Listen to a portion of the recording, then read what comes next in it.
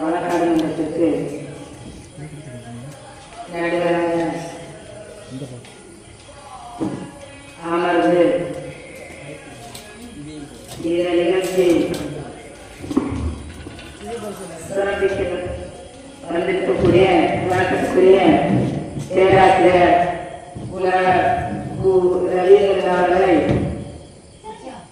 இந்த ராஜராஜேஸ்வரியம்மன் ஆலயத்தின் சார்பாக வருக வரவேற்றுக் கொள்கிறோம்.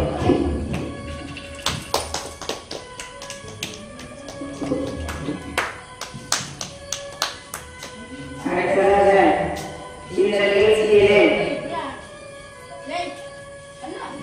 சமுதாயம் களமாடி செல்வது குற்றத்தான் என்று எதிர்பார்ப்பதற்காக இங்கே வருகை வந்துள்ள பல மொழி பெற்ற சமய வகுப்பில் வித்யாஜோதி பட்டம் பெற்றவர், பத்திரிகையாளர், இன்னும் பல துறைகளிலே தன்னை வளப்படுத்திக் கொண்டு ஒரு யூடியூபர், அப்படி வலம் வந்து கொண்டிருக்கக்கூடிய பன்முகை தன்மை கொண்ட மேக்கோடு என் ஹரிஷ் சார் அவர்களை இந்த ஆலயத்தின் சார்பாக வருக வருக என வரவேற்றுக் கொள்கிறோம்.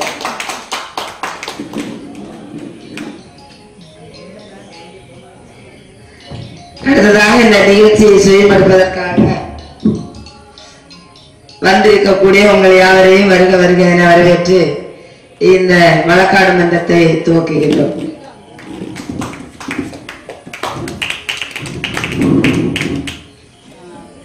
உதிக்கின்ற செங்கதிரால் உலகாலும் நாயகியாய் ரீதாபுரம் பரப்புரையிலே அருளாட்சி செய்து கொண்டிருக்கின்ற ராஜேஸ்வரி அம்மனுக்கு மிக சிறப்பாக நடைபெற்றுக் கொண்டிருக்கின்ற இந்த ஆண்டினுடைய சித்திரை திருவிழாவினுடைய 7வது நாளாகிய இன்று தீபாராதனைகள் எல்லாம் மிக சிறப்பாக நடைபெற்று முடிந்திருக்கிற இந்த நேரத்திலே வழக்காடு மன்றம் என்று ஒன்று ஏற்பாடு செய்யப்பட்டிருக்கிறது.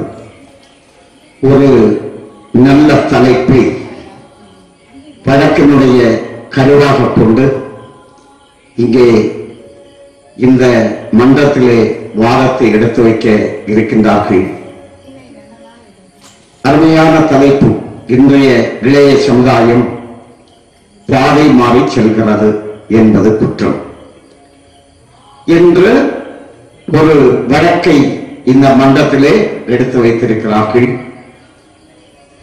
இந்த ஆலயத்தை சார்ந்து அம்மனுடைய அருள் பெற்று வாழ்ந்து கொண்டிருக்கின்ற இவ்வூரை சார்ந்த அன்பான ஆன்மீக பெரியவர்களே, இன்று இந்த ஆலய விழாவிற்கு என்று வருகை தந்திருக்கின்ற அன்பான பெரியவர்களே, அருமை தாய்மார்களே, சகோதர சகோதரிகளே, இந்த வழக்காடு மன்றத்தை செவிமடுத்துக் கொண்டு இன்றைய இளைய சமுதாயம் இந்த நாட்டிலே எவ்வாறு வாழ வேண்டும் என்பதை அறிந்து வாழ்வதற்காக இந்த பட்டிமன்றத்தை ஏற்பாடு செய்திருக்கக்கூடிய ஆலய நிர்வாக பொறுப்பாளர்களே, இந்த வாதத்தை எடுத்து வைப்பதற்காக இந்த ஆலயத்தை மிக சிறப்பாக முன்னின்று நடத்தி கொண்டிருக்கக்கூடியவர், பல்வேறு ஆலயங்களுக்கு சென்று ஆன்மீகத்தினுடைய எழுச்சி உரைகளை நடத்தக்கூடியவர், கும்பாபிஷேகத்தினுடைய நேர்முக வர்ணனைகள் எல்லாம் முன்னின்று நடத்தி சிறப்பிக்கக்கூடியவர், மாத்தாளத்திலே சிவசக்தி தட்டச்சு பள்ளி கம்ப்யூட்டர் நிறுவனம் ஆகியவற்றை எல்லாம் நடத்தி நல்ல மாணவர்களை உலகிற்கு தந்து கொண்டிருக்கக்கூடியவர் மாதன்மலை மகேஸ்வரி அவர்கள் இந்த குற்றச்சாட்டை இங்கே எடுத்து வைக்க இருக்கிறார்கள். இந்த குற்றச்சாட்டினை மறுத்து இன்றைய சமுதாயம் இளைஞர்கள் உயர்ந்த வழியை பின்பற்றிக் கொண்டிருக்கிறார்கள் என்பதை நிலைநாட்டுவதற்காக மேற்கோளை எம்என் ஹரிஷ் அவர்கள் வருகை தந்திருக்கின்றார்கள். அவர்களை பற்றி சொல்வதென்றால் அவருடைய உடல், உள்ளம், ஆத்மீகம், உயிர் எல்லாமே ஆத்மீகம். ஆத்மீகத்திற்காகவே பன்முகத்தன்மையோடு தான் பிறந்தவர் மட்டுமல்ல, பல்வேறு நிகழ்வுகள், பல்வேறு பன்முகத்தன்மையோடு நம்முடைய ஆத்மீகத்தை ஆராய்ந்து சிந்திக்கக்கூடிய ஆற்றலுடைய ஊடகத்துறையில மிகச்சிறந்த பணியாற்றக்கூடியவர் ஒரு யூடியூபர். அந்த வகையில் அவர் இந்த கூட்டத்தை மறப்பதற்காக இங்கே வருகின்றிருக்கின்றார்கள். அனைவரையும் வணங்கி அன்பாக மகிழ்கின்றனர்.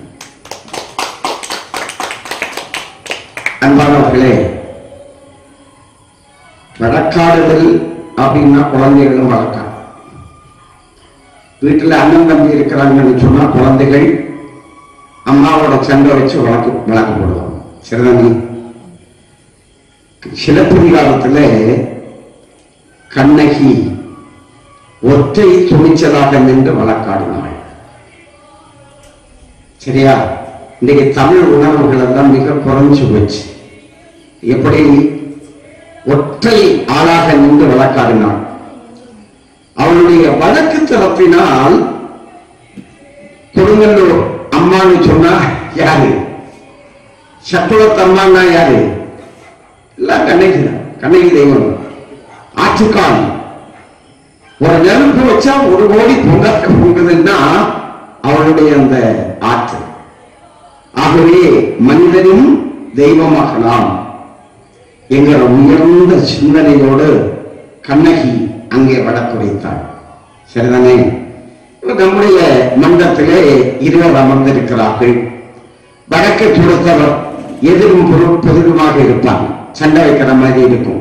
அண்ணனும் தங்கையும் அடி வச்சா அடி வைக்கிற நேரத்துல பார்த்துட்டு இருக்கிறவங்களுக்கு இன்னமும் பெருசா அடி வைக்கிறாங்க மாதிரி இருக்கும். ஆனா அடுத்த நிமிஷத்துல அவங்க என்ன செய்வாங்க? உணவை எடுத்து பக்கத்துல 2 பேருமா சாப்பிட்டு கை உரத்துட்டு போட்டுருப்பான். சரிதானே? அதே மாதிரிதான் வழக்காடு மன்றம். வழக்கு தொடுக்கிற போது ஏதோ எதிரிகள் அப்படியே ஆப்கானிஸ்தான்ல இருந்து குண்டு வீசுற மாதிரி இருக்கும், பயந்துருவாங்க.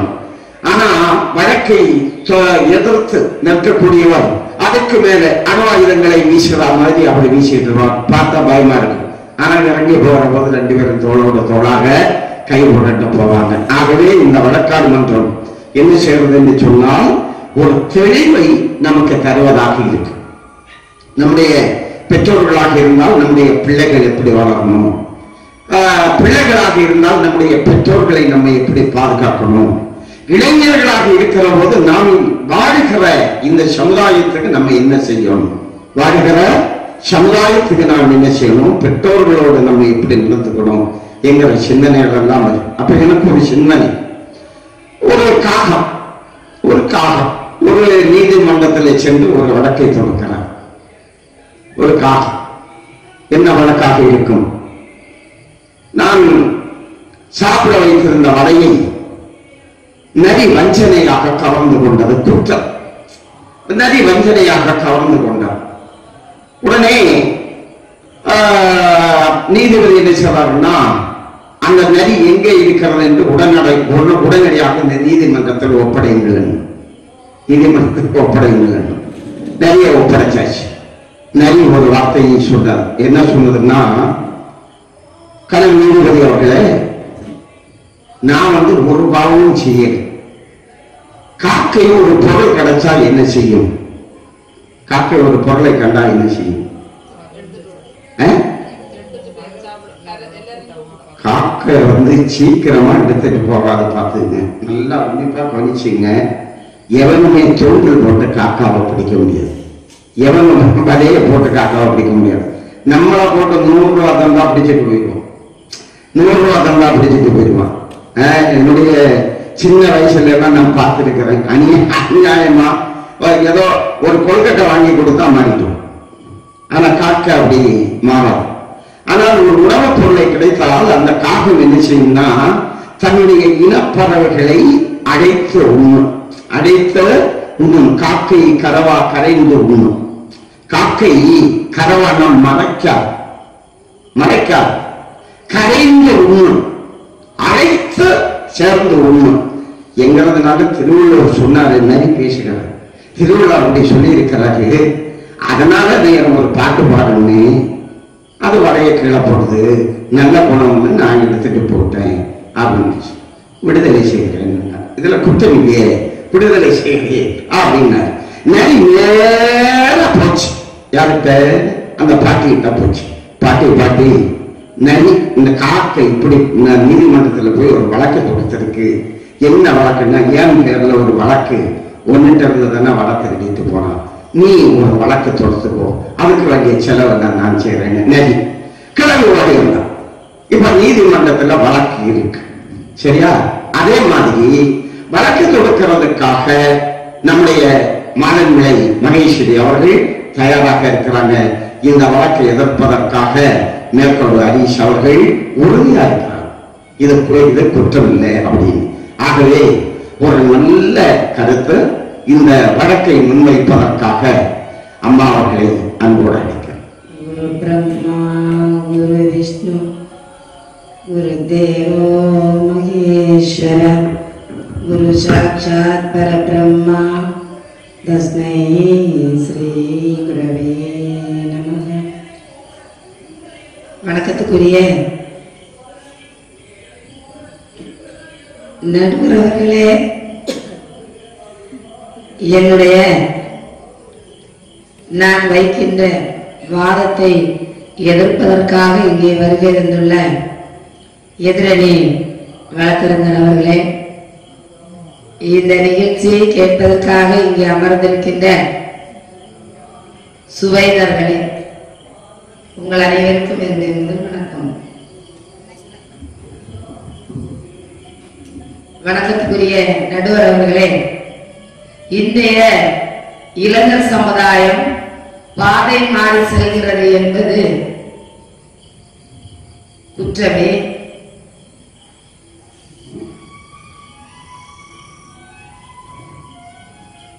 இளைஞர்கள் பாதை மாறி செல்கிறது என்பது குற்றமே அப்படிங்கிற தலைப்புல நாம் இந்த நீதிமன்றத்திலே வழக்கு தொடுக்க இருக்கின்றேன்.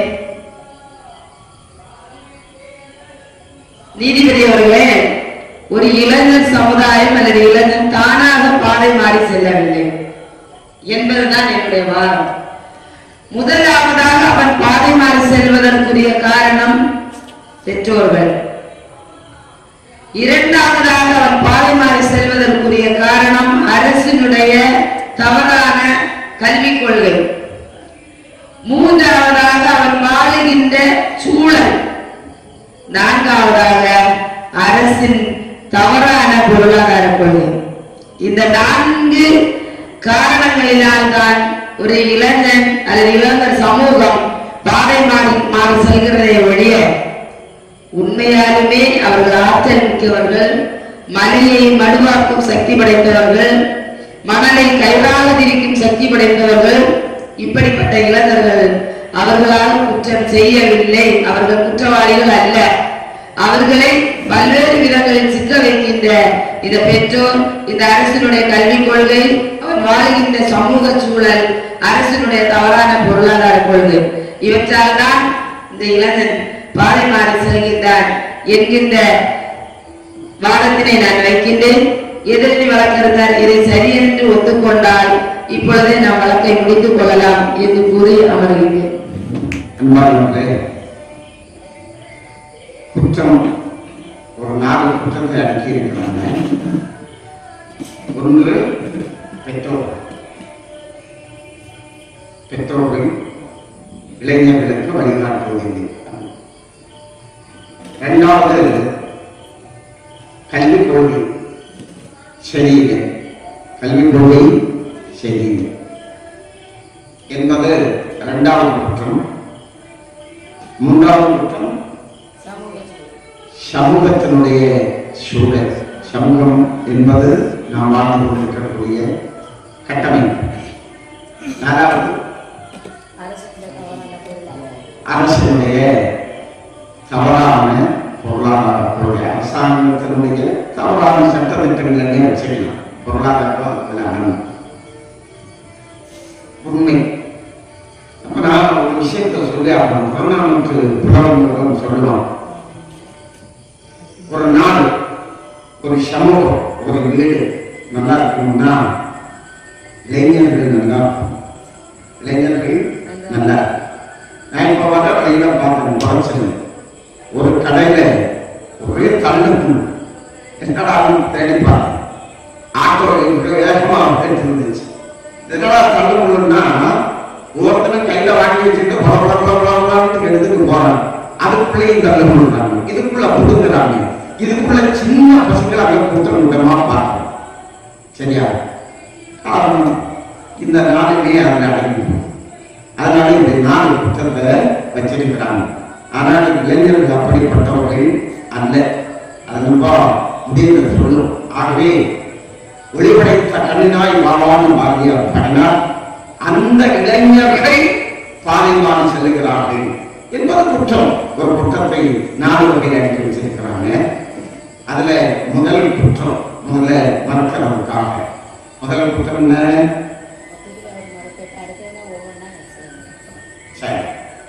இவற்றை எல்லாம் மறத்து நம்முடைய இளைஞர்கள் பாலைவனம் செல்லவில்லை என்று வாதம் செய்வதற்காக நம்முடைய எதிர் வழக்கறிஞர் அவருடைய அனுபவம். வசுதேவசுதம் தேவம் கம்சசானூரமர்தனம் தேவகி பரமானந்தம் கிருஷ்ணம் வந்தே ஜெகத்குரும். கணம் நீதிபதி அக்கா, அதான் நீங்க தான் காக்கா. ஒரு நீதிபதியை பார்க்கும் போது ஒரு காக்கா மாதிரி தோணும். அப்படிதான் போட்டு விட்டாங்க. நம்ம நீதிபதி அதுல இருந்து மாறணும் என்பது சந்தோஷமான விஷயம். ஏன்னா வெள்ளக்காரனுக்கு இங்க உள்ள வாழ்வியல் சூழ்நிலையால தாங்க முடியாத கணக்கு கோட்டை மூடி விட்டாமல் இருந்தா இன்னைக்கும் வக்கீலுமாக அதே கணக்கு கோட்டை பறக்க முடியும். இவங்களும் தெரியாம பறந்துட்டு இருக்காங்க. மயிலாடு பிரபுவேன்னு சொல்லிட்டு இருக்காங்க. அவர்களுக்கு மற்ற பார்க்க அடிமைப்படுத்தா அந்த போராட்டம். நம்முடைய நீதிபதி அழகாக சாதாரண உட்கார்ந்துருக்கீங்க. அதே போல நான் சொல்லக்கூடிய விஷயத்தை சாதாரணமாக புரிந்து கொண்டு அசாதாரணமாக அதை மனசில் ஆக்கிக் கொண்டு நீங்கள் திருப்பதில் என்கின்ற ஒரு ஆதங்கத்தோடு ஆசையோடு அக்கா இளைஞர்களுக்கு சோப்பு போடுறாங்க. நீங்க புரிஞ்சுக்கணும். அதாவது கசப்பான மருந்த இனிப்புல பொறிஞ்சு தருவாங்க, அது ஒரு சைஸ் மருந்து. இனிப்பு முட்டாயே தருவாங்க, அது ஒரு சைஸ். இவங்க நான் கசப்பான மருந்த இனிப்புல பொறிஞ்சு தரக்கூடிய மருத்துவம் கிடையாது. நான் கசப்பான மருந்த கசப்பா தான் தருவேன். ஆனா அவங்க இனிப்பை இனிப்பாக தருவாங்க. இனிப்பாக பிரச்சனை வரும் இல்லையா? அதனால அவங்கள நம்ப வேண்டாம். இளைஞர்கள் பாதைமாகி சென்று கொண்டிருக்கின்றார்கள் என்பது நான் இன்றைய காலகட்டத்தில் இளைஞர்கள் பாதைமாகி சென்று கொண்டிருக்கின்றார்கள் என்பது கண்டிப்பாக உண்மை. இந்த உண்மையை எல்லாரும் சொல்லுவாங்க. நீங்க சொல்லுவீங்களா? ஓ பைக்கில போக பாரு, இது எங்க போய் முடிய போகுது சொல்லுவீங்களா? கடவுளை இப்படி போகுது இந்த பிள்ளைகள் அதை மறக்காங்க. இல்லை அவங்க நல்லா தருவாங்க. 3 கிலோமீட்டர் இங்கே 3 கிலோமீட்டர்ல ஸ்டார்ட் பண்ணி அந்த பக்கம் போகும். குறிப்பிட்ட அதில் தான் போகும். வாரி எடுத்து போட்டு கொடுத்துருவாங்க. புரியுத? இப்படிதான் இளைஞர்கள் தவறான வழியில் போய்கொண்டிருக்கிறார்கள். இதை நான் குற்றம் சொன்னா அது தப்புன்னு இப்ப இளைஞர்கள் என்ன செய்யாங்க? சரியான வழியில நடந்ததுக்கு இல்லாம பணம் வாங்கிட்டு தவறான வழி நடந்தது கொண்டிருக்கக்கூடிய வக்கீலாக்கும் நம்முடைய மகேஸ்வரி அக்கா என்பதை நான் முதல்ல உங்களுக்கு புரிய வைத்துக் கொள்ள வேண்டும். 2வது, நான் முதல்ல நான் கசப்பான மருந்து கொடுக்கக்கூடிய வைத்தியம்.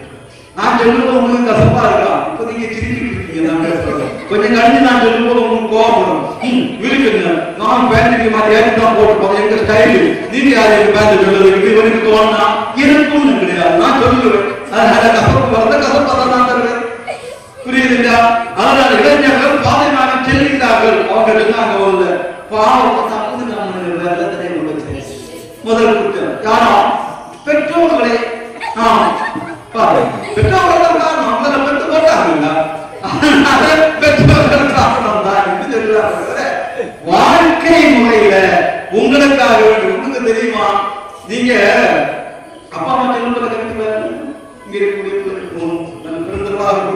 இருக்கக்கூடிய இந்த 300 இளைஞர்களும் அப்பா அம்மா சொல்லுவதை கட்டீங்களா? அப்பா அம்மா சொல்லும் மட்டும் இங்கிட்டு வாங்க, நீங்க அங்கிட்டு போங்கன்னு சொல்லுவீங்களா? அப்படி சொல்லக்கூடிய பிள்ளைகளா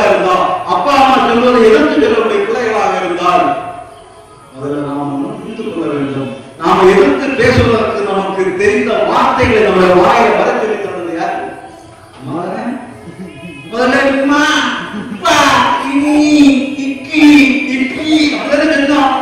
அதெல்லாம் திருத்தி அம்மா அப்பா அக்கா தண்ணீர் திருத்தது யாரு? அம்மா. நமக்கு ஆயி சொல்லி தந்தது யாரு? அம்மா. அந்த அம்மாவை அந்த அம்மா சொல்லி தந்த அதே தமிழால விட்டோம். நல்ல தமிழ் உங்களுக்கு என்ன தெரியும்? We are new generation 2024 கம்ப்யூட்டர்ல 15th ஜி வந்தாச்சு. நீங்க எந்த ஜீல இருக்கீங்க? அப்படி சொல்லக்கூடிய நேரத்தில் நீங்க ஒண்ணு யோசிக்கணும். உங்க வார்த்தைகளை உங்க வாய்க்குள்ளால பயம்பு தேய்ச்சும் ஊட்டி தந்தது யாரு? பெற்றோர்கள் தானே. அவங்கள பேசும்போது நல்லா இருக்குமா இது? அவங்க மனசு எவ்வளவு வலிக்கு. அவங்கள இங்க இருக்கிறவங்களே நீங்க நல்ல தங்க முக்கியம். நான் சொல்லுவேன். அப்போ அதே மாதிரி இன்னைக்கு போய் அவங்க அம்மாக்கு இந்த இடுப்பை மணப்பிடுவாங்க. அம்மா இடுப்ப இடத்த இடுப்ப மணப்பிடுவாங்க. அங்க என்ன மணக்கும்?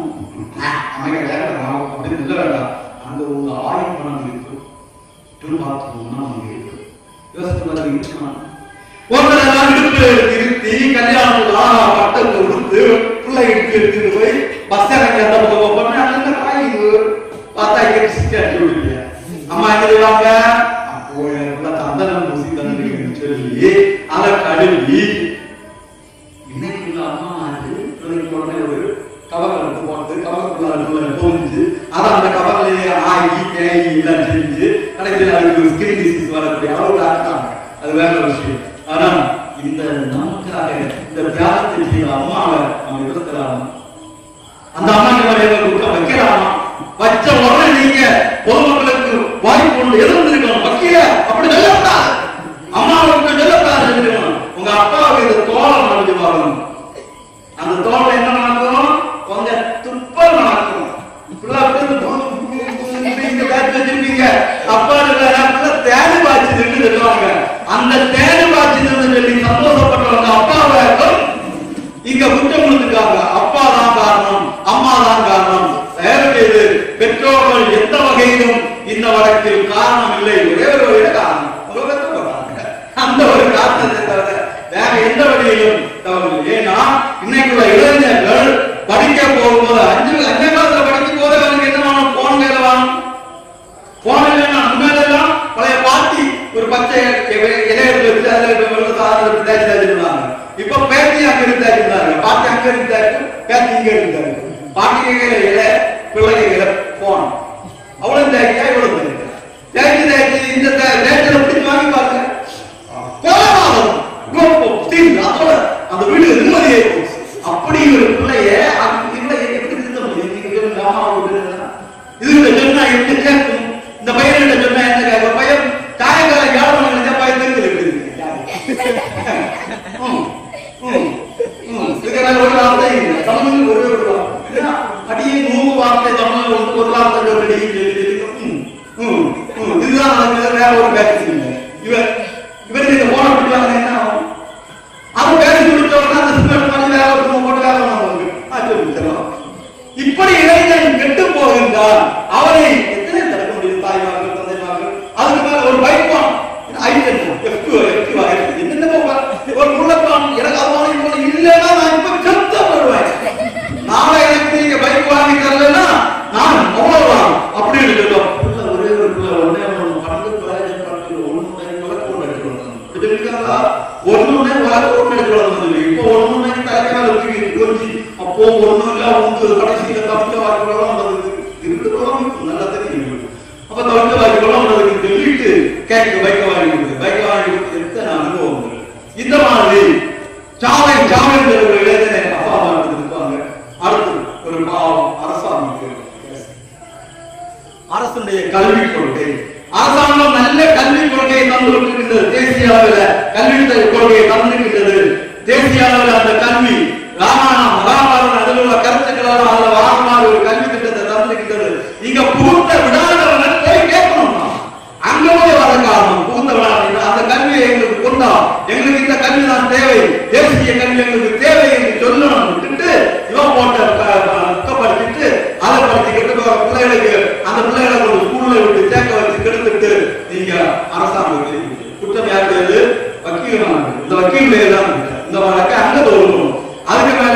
மூணாவது சொன்னாங்க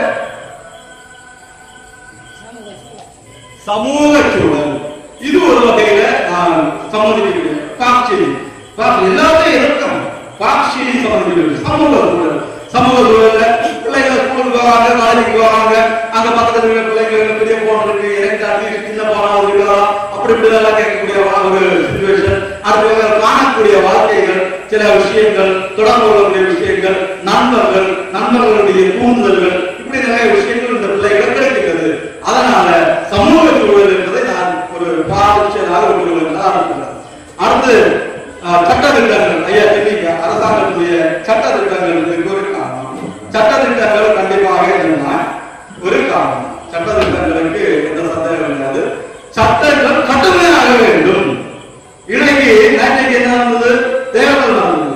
60% பேர் ஓட்டு போட்டுனாங்க. அப்படின்னா என்ன அர்த்தம்? மீதி 40% ஓட்டு போடல. என்ன செய்யணும் அரசாங்கம்? இந்த 40% பேரை கண்டுபிடிச்சாங்க உடனே ஆட்சியை தீர்மானிக்கக்கூடிய ஒரு தேர்தல் நடக்கும் போது வீட்டில் உட்கார்ந்துருக்கணும். அவனை வேலை வேண்டாம். அது மாதிரி பைக்கில் வீட்டில் போங்க, தேர்தல் நிறுத்தி பயனடி, ஒரு பயனடி, 2 பயனடி, 3வது வண்டியத்துக்கு உள்ள போடு காரியங்களை வச்சிருக்காரு. இப்ப பார்த்தா சில போலீஸ் ஸ்டேஷன்ல போய் பார்த்தா ஒரு 200-300 பைக் கார் ஒதுக்கி போடுது. அங்க மட்டும் நடந்து போகுது. அப்படி வரக்கூடாது. தூக்கி வர அங்கே இந்த பைக் வாங்கினாங்க. அந்த மாதிரி நடை செய்தால் எடுத்திருந்தார்கள். அல்லாம ஹெல்மெட் வைக்கிறது அப்படி 600 லைசன்ஸ் 500 ரூபாய். 1000 உட்கார்ந்து அப்பா இருக்காரு எடுத்து கொடுக்கலாம். பணம் கொடுத்து போவாங்க. அப்போ சட்டத்திட்டங்கள் சரியாக இருக்கும். அதையும் நான் கொஞ்சம், ஏன்னா சரியான சட்டத்திட்டங்கள் வகுக்கப்படவில்லை. அவர்கள் பயப்படுகிறார்கள். எல்லாரும் என்ன பண்ணல பிராங்கா சொல்றதுக்கு தைரியம் இல்லை. நீங்க நான் இந்த மாதிரி சட்டத்திட்டங்கள் நான் ராத்திரி 12 மணிக்கு என்னுடைய சுதந்திரம் மகாத்மா காந்தி சொல்லி இருக்கிறார். என்ன தேசத்தில் இரவு 12 மணிக்கு ஒருவன் முழு ஆபரணங்களும் அணிந்து கொண்டு இன்னும் நாட்டுக்கிறீங்களா? 12 மணிக்கு ஆபரணம் அப்படி அப்படிதான் சுதந்திரம். ராத்திரி 10 மணிக்கு மேல இறங்கிற பாட்டு சரி வேலைக்கு போறியா, நைட் ஷிஃப்ட் வேலைக்கு போறியா, காலை போட்டு விடுவோம், வீட்டுக்கு வந்து இறங்கிப்போ. அதுக்கப்புறம் இருக்கு வேலை சொல்லுவாங்க. அது ஒரு சுதந்திரம் இல்லையா? இப்படி பேர் என்ன ஆண்கள் சமுதாயம் எல்லாம் வெளியிட்டு அவங்க ஆண்கள் பீட்டு கழிவு ஊசி கிடக்கும். ஊசி ஊசிட்டவே அந்த ஊசிகள் தவறு செய்து விட்டு எல்லா விஷயத்தையும் இந்த விஷயம் சுதந்திரம் மனு வெளியிட்டார். பிதா ரட்சணை கவமாலே भक्तु रक्षति यौवने पुत्र रक्षति वार्धक्ये नास्ति स्वतन्त्रमकरि இதெல்லாம் பெண்ணியவாதிகள் இருப்பான். மனு பெண்கள் உரிமையை தெரிவிக்கிறார். மனு உரிமையை தெரிவிக்கிறார். குழந்தை பருவத்தில் அப்பா வளரணும், அப்பா செல்லுமா கேட்டுக்குள்ள வளரணும், தாய் பெற்று தகப்ப வளரணும். இல்லைன்னா அது நாய் கட்ட செல்லும். அப்படி நாய் கட்ட ஒரு நாய்க்கு ஒரு தேங்காய் எடுத்து ஒரு நாய் செய்யும் நக்கி உருக்கி நக்கி தொடர்பு ஒண்ணு செய்யணும். அவர் நாய்க்கும் அதை குழந்தை இருக்கிறீங்க. அதே மாதிரி இந்த சுதந்திரம் என்பது அப்பா மாற்ற கேட்கணும். அப்பா அங்க போகாத, அங்க பேசாத, அதை பார்க்காத, ஏன் பார்த்தாப்ப என்ன பேசுனா என்ன என்ன பண்ணு தானே டிஎஸ்பி பண்ணு தானே டிஎஸ்பி பண்ணுறது நீ படிக்க போறியா அங்க பண்ணி கூத்தாடுறியா கூடவாக படிக்கிறது காலமாக படிக்கிறது. எல்லாருக்கும் 13 இருந்து 19 டீனேஜ். இந்த டீனேஜ்ல பல எண்ணங்கள் நமக்குள்ள வரும். காதல் ஒரு நெட்டு ஒட்டி விட்டது, யாராவது சாப்பிட்றீங்களா அதை கற்றுக்கிறதே வழக்கம். நம்முடைய விஷயம் ஒரு வித்யாஜோதி மாணவன் ஐபிஎஸ் வாங்கிங்க. நம்முடைய சமயத்தில் வித்யாஜோதி மாணவன் ஐஏஎஸ் இந்திய குடியரசு சட்டத்தை அவன் ஜெயிச்சிருக்கான். அவன் ஐபிஎஸ் ஐஏஎஸ் ஒரு அதிகாரியாக போகிறான். நம்முடைய விஷயம் அதாக இருக்க வேண்டும். நம்முடைய லட்சியம் 15 வயசுல காலேஜ் 16 வயசுல வேலை தேடி 18 வயசுல வாழ்க்கை கொண்டு நடக்கிறது எல்லாம் நம்முடைய லட்சியம். நம்முடைய லட்சியம் ஆம்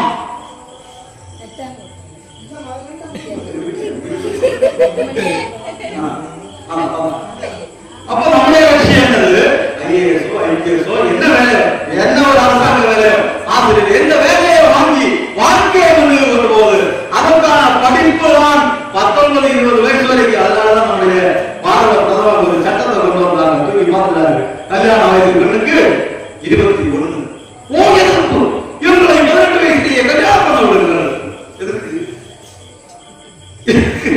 கல்யாணம் என்ன மும்பது ஐயா பெரிய கஷ்டமான விஷயம் அது. படிப்பு ஒரு டிகிரியாவது இல்லாம வாழ்க்கையை ஒரு பெண் ஃபேஸ் பண்ணக்கூடாது என்கிற நல்ல விஷயத்துல தான் அந்த மனிதர் இந்த சட்டத்தை கொண்டு வந்திருக்கார். 21 வயசு வரைக்கும் நம்முடைய படிப்பு என்ன தேவையோ 18 எக்ஸாம் எழுதலாம். டிஎன்பிஎஸ்சி குரூப் எக்ஸாம் எல்லாம் எழுதலாம். தைரியமா அதுதான் செய்யணுமே தவிர அங்க காதல் பாடி காதல் வந்தது டிகிரி டான்ஸ் ஆடுறதுனால எந்த பிரயோஜனம்? 25 வயசு 30 வயசு அவ்வளவு மேனியாளர் குஞ்சி அழகும் கொண்டாரை கோட்டழகும் மஞ்சள் அழகும் அழகல்ல நெஞ்சகத்து நல்லம் யாமனும் மதம் நினைவையால் கல்வி அழகே அழகு குஞ்சி அழகும். குஞ்சி அழகு என்ன தெரியுமா? எல்லாம் பெருத்தப்பட்டவர்களுக்கு இருக்குது. இந்த முடியை குத்தி போட்டீங்க தூக்கி போடுறோம் 3 குஞ்சல் அவளுக்கு நடக்கும் போது டிங்கி டிங்கி அந்த குஞ்சல் அடிச்சு அடியில நாங்க எல்லாம் இங்கிருக்கோம். ஏதோ நல்ல காலத்தமாக தப்பி இங்க வந்துச்சு. இந்த குஞ்சி அழகும் கொண்டாரை கோட்டை அழகா தேய்ச்சி மிதிக்கு மொழி எடுத்து சாலை விரிப்பு எடுத்து கொடுப்பாங்க.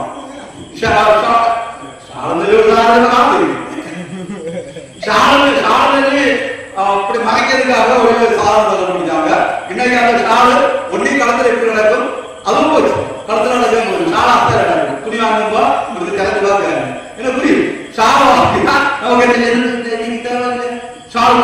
அப்படி அழகு அந்த அழகு அழகு கொடுத்தாரை கொண்டழகும் மஞ்சள் அரைச்சி பூசி அழகு கொடுத்த அழகும் அழகல்ல நெஞ்சகத்து நல்ல நான் எனும் நடுவுகிறார். கல்வி அழகே அழகு படிப்பாக அவன் அவன் ஐபிஎஸ் அவன் கலெக்டர் அவன் சாரு அவன் வக்கீல் இது மாதிரி எஜமானிக்கு பேர வக்கீல் நல்ல வக்கீல் அப்படிப்பட்ட அழகு அந்த கல்வி அழகு நமக்கு வேணும். அதுக்கு அரசாங்க சட்டங்களை கொண்டு வர வேண்டும். அந்த ஒரு 2000 விஷயத்துல நாங்களே பார்ஷியலி ஒத்துக்கொள்ள வேண்டும். மீதி 2 விஷயத்தை வன்மையாக கண்டிக்கிறேன். ஏன்னா பழைய ஆளுநர் சொல்லுவாங்க இருக்கவை மரியாதைக்கு இருந்தாங்கன்னா சிறைக்கவை மரியாதை அப்படி அவங்க சொல்லுவாங்க. இருக்கவை எப்படியே இருக்கு கொடுத்தாருன்னா அவன் என்ன செய்வான்? சேவை பண்ணுறதோ முடிவு பண்ணுறதோ தெரியாத செய்வான். நீ அங்க இங்கோட்டு பாருங்க இங்க இருக்கணும் இங்க இருக்கணும் இங்க இருக்கணும் காரணம் யாரு? அவனா இல்ல ஆமா இருக்கக்கூடியதான். அதனால என்ன தூண்டுதல் என்ன வருடத்திலிருந்து நமக்கு மேல இந்த இளைஞர்களுக்கு மேல வந்தாலும் அதை எல்லாம் அசால்ட்டாக தள்ளிவிட்டு நாம இளைஞர்கள் நம்முடைய வாழ்க்கையில நல்லா நின்னீங்கன்னா ஒரு இந்த 4 தாக்குதல்கள் நம்ம ஒன்று செய்யாது. ஆகவே இந்த குற்றச்சாட்டை நான் ஆனந்தமாக அவர் சொல்வது என்பது சரியில்லை. இளைஞர் சமுதாயம் தவறான வழியில் தான் பயணப்பட்டுக் கொண்டிருக்கின்றது என்பது என்னுடைய ஆனந்தமான வாதமாக வைக்கின்றேன். இல்லை என்கிறது ஏதாவது இருந்தால் இல்லை என்ற சொல்லை எங்கள் அக்கா சொல்வதே இல்லை. அதனால் அவங்க இப்ப வாபஸ் வருவாங்க நம்புகிறேன்.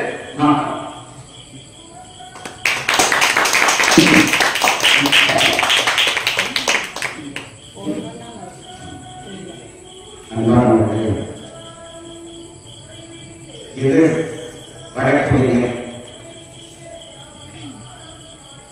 வடக்கு தொடுத்த வடக்குறைஞருக்கு எதிராக 4 குற்றச்சாட்டுகளையும் மறுத்திருக்கிறார். இன்றைய இளைஞர்கள் குற்றவாளிகள்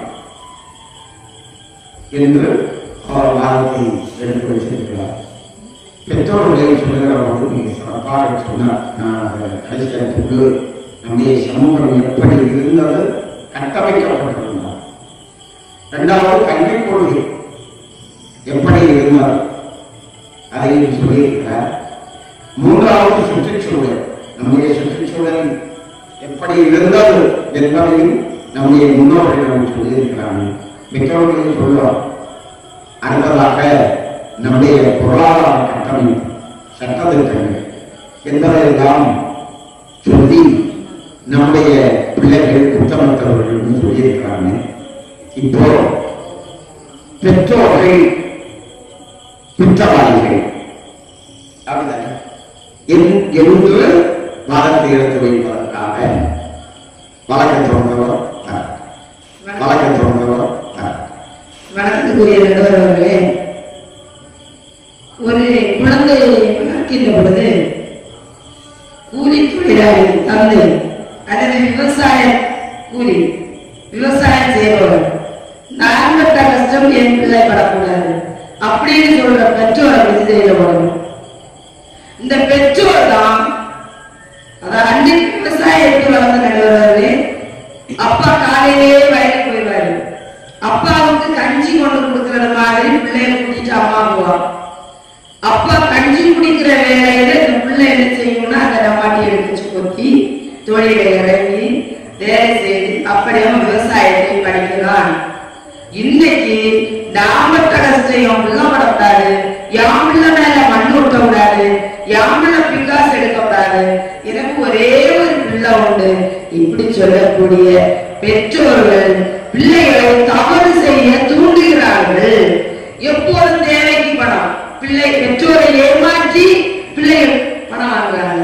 ஃபீஸ் கட்டுற விஷயத்தை பாருங்க, sitting fees, standing fees, book fees, van fees, late fees, urine fees, smoking fees, இது ட்ரிங்கிங் ஃபீஸ், இது எல்லாமே பொய் சொல்லி ஃபீஸ் ஆக்கி பெற்றோர் என்ன நினைக்கிறாங்க, எவ்வளவு மேல தொழில் கூடாது, மழை நினைச்சா எவ்வளவு அழியும், மழை நினைய கூடாது, வெளியில விற்க கூடாது இல்லை அப்படின்னா முந்து போயிடுவாங்க பெற்றோர்.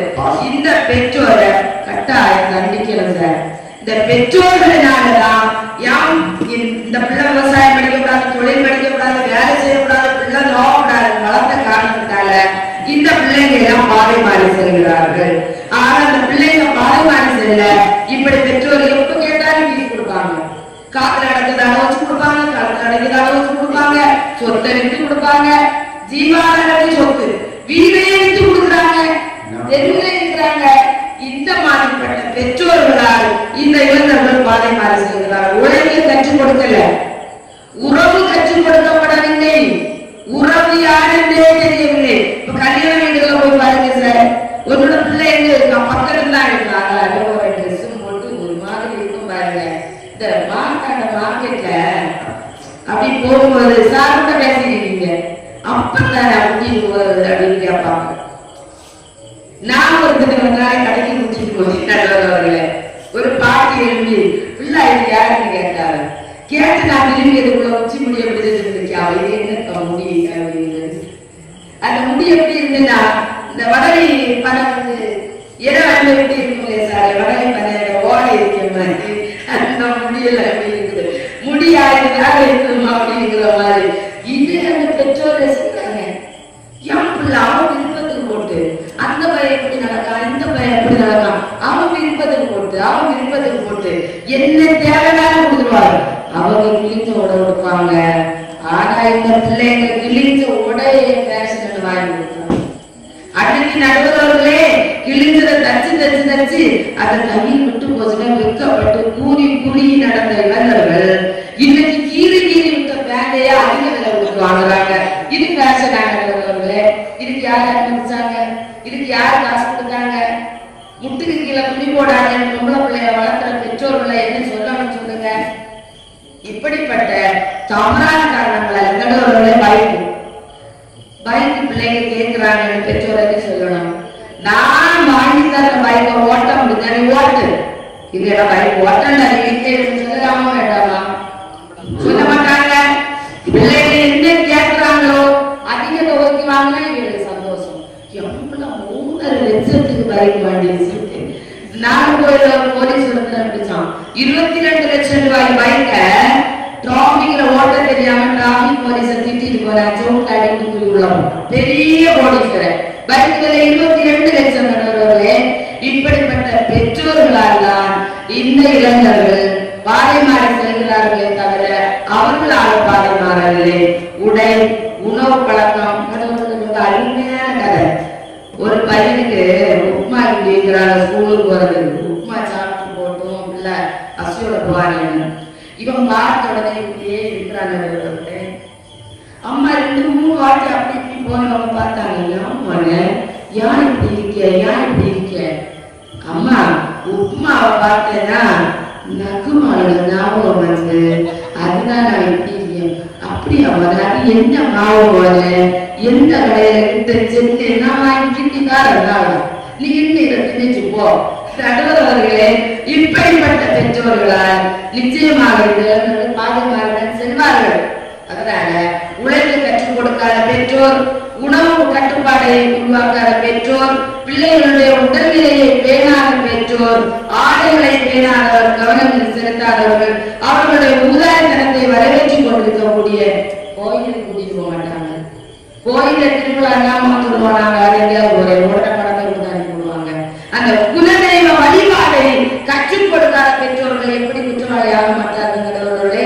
குலதெய்வ வழிபாடே கிடையாது. குல கோயில் குலசாமி கோயில கும்பிடுனா குலசாமிகள் யாரு, கோயில்னா என்ன கேட்கிற கேள்வி. இப்படிப்பட்ட பெற்றோர்களால் தான் இந்த இளைஞர்கள் பாதுகாப்பு செல்கிறார்கள் என்று இந்த சபையிலே பெற்றோர்களை பற்றிய குற்றங்களை நான் சமர்ப்பித்திருக்கின்றேன். நடுவர்களே, எதிர்த்து ஊருமே கோழி பிடிக்கிறாங்களாம், எவ்வளவு கழிவுகள் எப்படி எல்லாம் மறக்கிறாரு பார்ப்போம் சபை.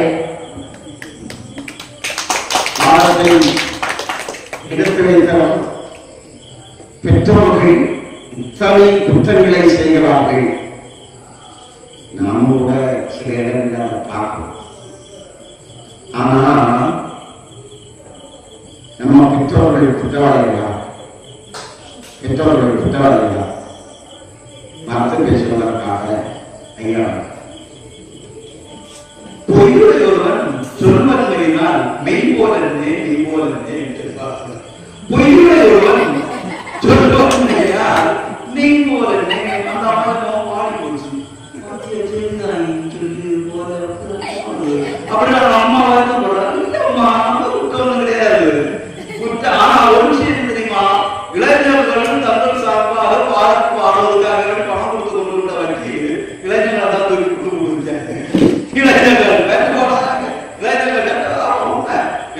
போடக்கூடிய ஒரு பையன் இருக்கிறார் பட்டியல் நடக்கிறார். இந்த நம்ம காலத்துல ஒரு தட்டை கிழிஞ்சிருந்தா நம்ம வாங்குவோம். வீட்டுல கொண்டு வந்து அதை பார்த்து ஒரு நூறு விட்டு போச்சுதான் திரும்பி விடுவோம். நம்ம கேட்போம் அடுத்து பிடிச்சு வாங்கிட்டு வருவோம். இன்னைக்கு என்ன பார்த்தோம்னா கிழிஞ்சு போட்டு வாங்கிடுவாங்க. ஆனதே கிழிஞ்சு போட்டு அதான் திருவனந்தபுரத்துல ட்ரெயின்ல வந்து எடுத்துட்டாங்க பையன். சாரி பார்த்தா எங்க போகும், வண்டி நுழையுங்க தூக்கி கிடக்கும். அந்த இருக்குங்க அதுல இதுல பேன்ல ஒரு இந்த இதுல ஒண்ணு தொங்கியாங்க கடந்த ஆளும் தூக்கி எடுக்கிறாங்க. எதனால இந்த பேண்ட் வாங்கி தர மாட்டேன் அப்பா அம்மா சொல்லி பாக்குறது விடுவாங்க. அந்த பையன் விடுவாங்க. இவங்க அம்மாக்கு மேல அப்பாக்கு மேல குற்றம் தின்னா கொடுக்கல பையன். எப்போ அந்த ஏற்றப்பழம் தூக்கி கொடுத்த வயதுல எப்போ இந்த சிறநாட்டு டப்பா எல்லாம் வர்றதுக்கு முன்னாடி ஏற்றப்பழத்தை உணக்கி ஒடிச்சு வச்சு குறுக்கி அதை வாங்கி கொடுக்கும்போது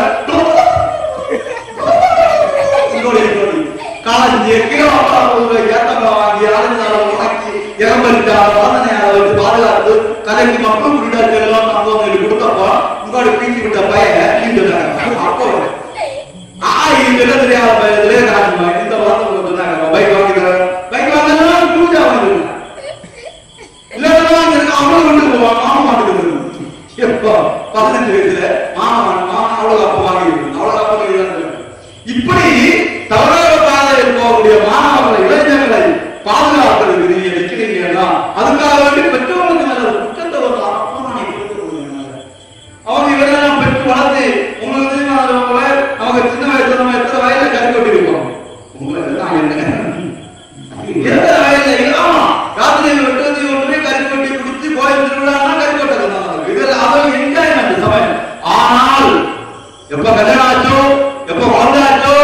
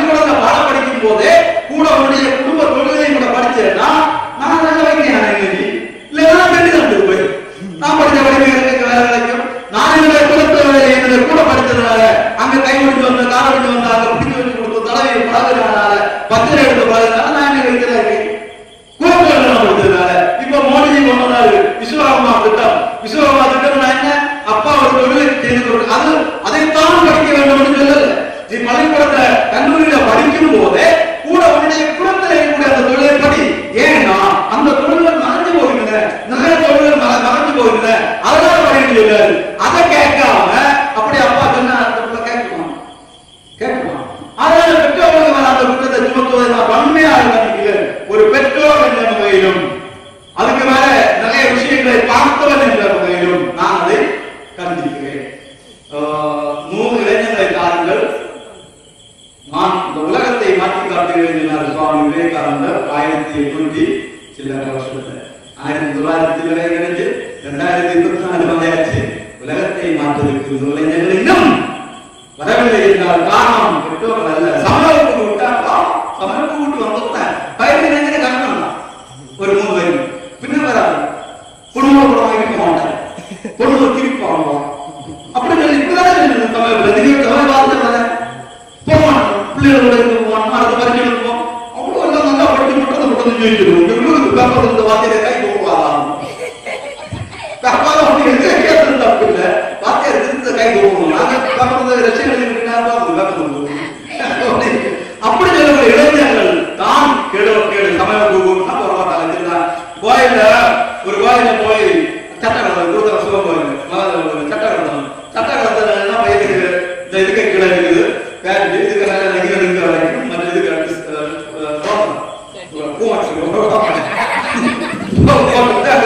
சாமி கொடுத்தாங்க.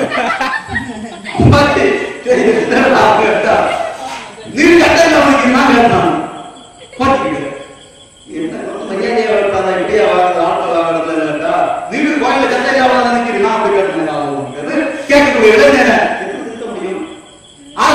பெற்றோர்கள் மேல் வைத்த குற்றச்சாட்டை ஆணித்தரமாக இருக்கிறேன்.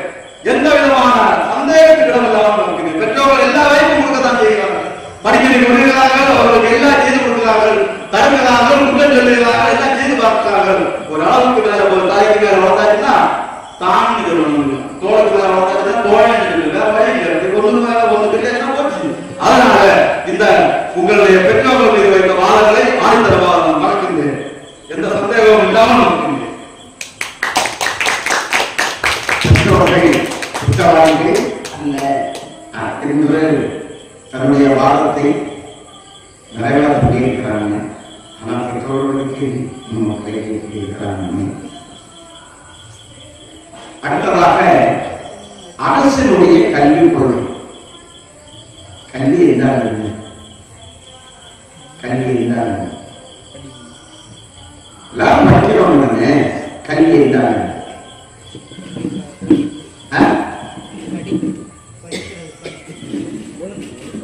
கல்வி என்றால் கல்வி ஒழுக்கம். கல்வி என்றால் நம்ம பிறக்கிற போதே பிறந்தவங்க அழுகுது இல்லை, பிறந்தவங்க ஒரு குழந்தை அழுகுது இல்லை.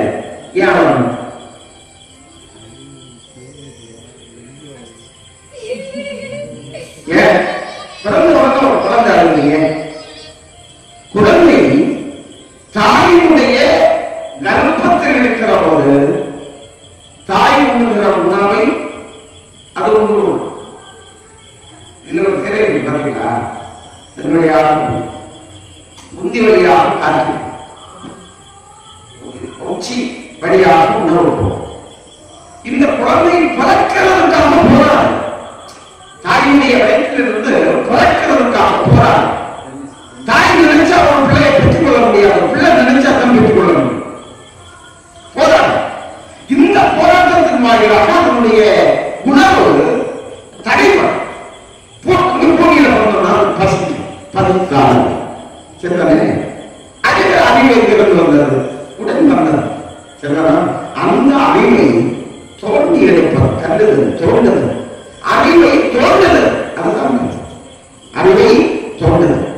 அந்த அறிவை தோன்றுவதையாகும்னா குழந்தைகள் வளருவதற்காக பெற்றோர் நல்லா சொல்லியிருக்கிறார். அதனால பெற்றோர்கள் குற்றவாளிகள் அல்ல. அடுத்ததாக இந்த கல்விக் கொள்கை சொல்றாரு, கல்விக் கொள்கை குற்றம் அப்படின்னு சொல்றார். நடுவர்களே, பள்ளிக்கூடத்து பாடக்கட்டத்துக்கு முன்னாடி கடவுள் வாழ்க்கை இருக்கும்.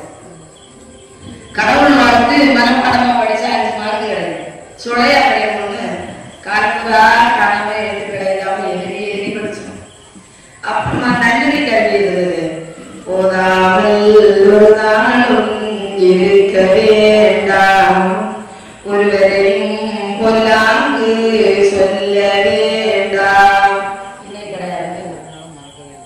பள்ளிக்கூடத்துல கிடையவே கிடையாது, பாடத்திட்டத்துல கிடையாது, நல்லது ஒண்ணு கிடையாது.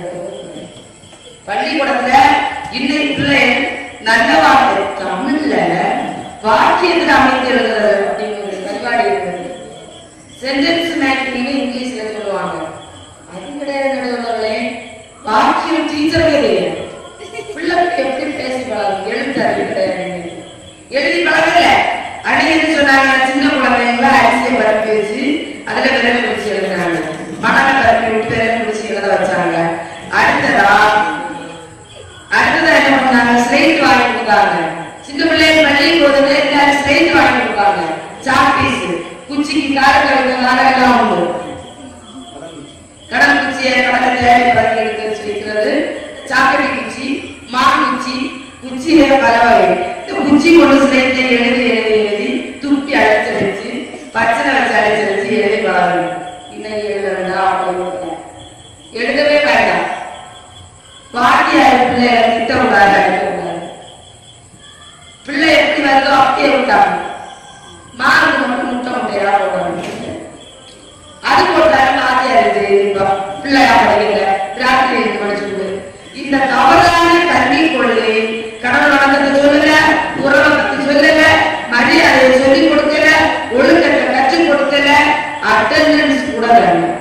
நடுவர் அவர்களே, இன்னைக்கு இருக்கக்கூடிய தனியார் பல்கலைக்கழகங்களினால பட்டம் பெற்ற அத்தனை பெரிய அதிகாரத்தில் இருக்கிறாங்க. தமிழ் எழுதவும் தெரியாத, வாசிக்கவும் தெரியாது, ஒரு மொழி எழுத தெரியாத, வாசிக்க தெரியாத ஆட்களால நிர்வாகம் செய்யப்படுது. எழுதி முடிய நடுவர்களே, பொள்ளாச்சி எழுதி கொடுக்கிற பொள்ளாச்சியில் படிக்கிற ஆட்சியாளர்கள் இருக்கக்கூடிய அரசு வழங்குவார்கள். பொள்ளாச்சி பொள்ளாச்சி அப்படிப்பட்ட ஆட்சியாளர்களால கல்வி கொள்கையை வெளியிட்டாங்க. இவங்களால என்ன கல்வி கொள்கை எதனால? இந்த அரசுடைய தவறான கல்வி கொள்கை. முன்னாடி என்ன செய்வாங்கன்னா, 15 சாமானியமான பிள்ளைகளை சொல்லிவிடுவாங்க, இங்கே சொல்லிட்டே போவாங்க. இதுல ஒரு கதை உண்டு. சிக்கு மிளகு திருப்பி வாங்கி ஒரு துண்டு பேப்பர்ல எழுதி ஒரு அம்மா கடைக்கு விடுறாங்க. இவன் காணாம படிச்சான். படிச்சு படிச்சு இவங்க வாயில என்ன அது சுக்குமே இல்லாதே இருக்கு, சுக்குமே இல்லாதே இருக்குது. கடை கிடையாது கேட்டான். கடை என்ன சொல்லு, எதிர்த்து சொல்லு, சரியா கேட்டுவாங்க. கடையெல்லாம் கேட்க முடியுது.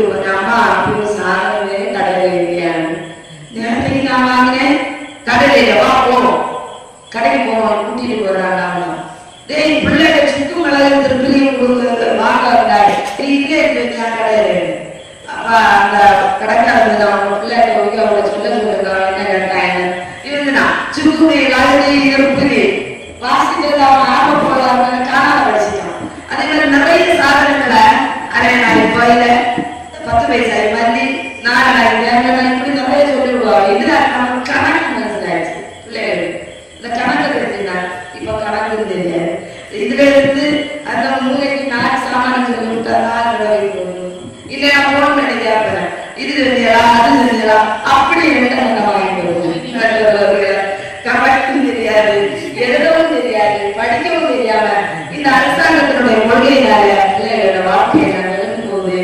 எந்த பொது தேர்வையும் பிள்ளைகளால பாஸ் ஆக முடியல, எந்த இடங்களையும் தைரியமாக அட்டன் பண்ண முடியாம எதுவும் தெரியாத சூழ்நிலை அரசினுடைய தவறான கொள்கையினால, அதாவது தனியார் பல்கலைக்கழகங்களுக்கு கல்வியை தாழ்வாக்கு மைனாரிட்டி இன்ஸ்டிடியூஷனுக்கு தாரமா கொடுத்து அவங்க என்ன அட்டெண்டன்ஸ் இல்லாம பைசாடி பட்டங்களை வச்சு நாடே சீரழியுது.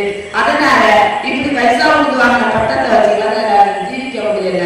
இந்த அரசுடைய தவறான கல்வி கொள்கைதான் இளைஞரை பாதுகாத்து விடுது. அவன் சரியாதான் போகணும்னு நினைச்சாலும் ஒரு பையன் கேட்டான் அப்பாட்ட, அப்பா 19 மார்க் வாங்கின பேருக்கு 91 மார்க் போட்டு சீட் வாங்கி கொடுத்துருங்க. அப்ப நான் 86 மார்க் வாங்கின சீட் கிடையாது. அப்ப நான் இதுக்கு யார் காரணம் சொல்றது? 19 மார்க் வாங்கின ஒன்னும் படிச்சாக்கவன்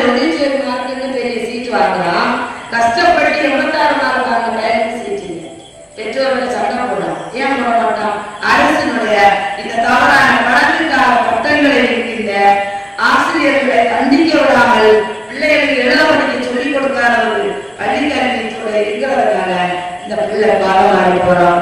அவனா பாரமாடி போகலை என்பது என்னுடைய வாதம்.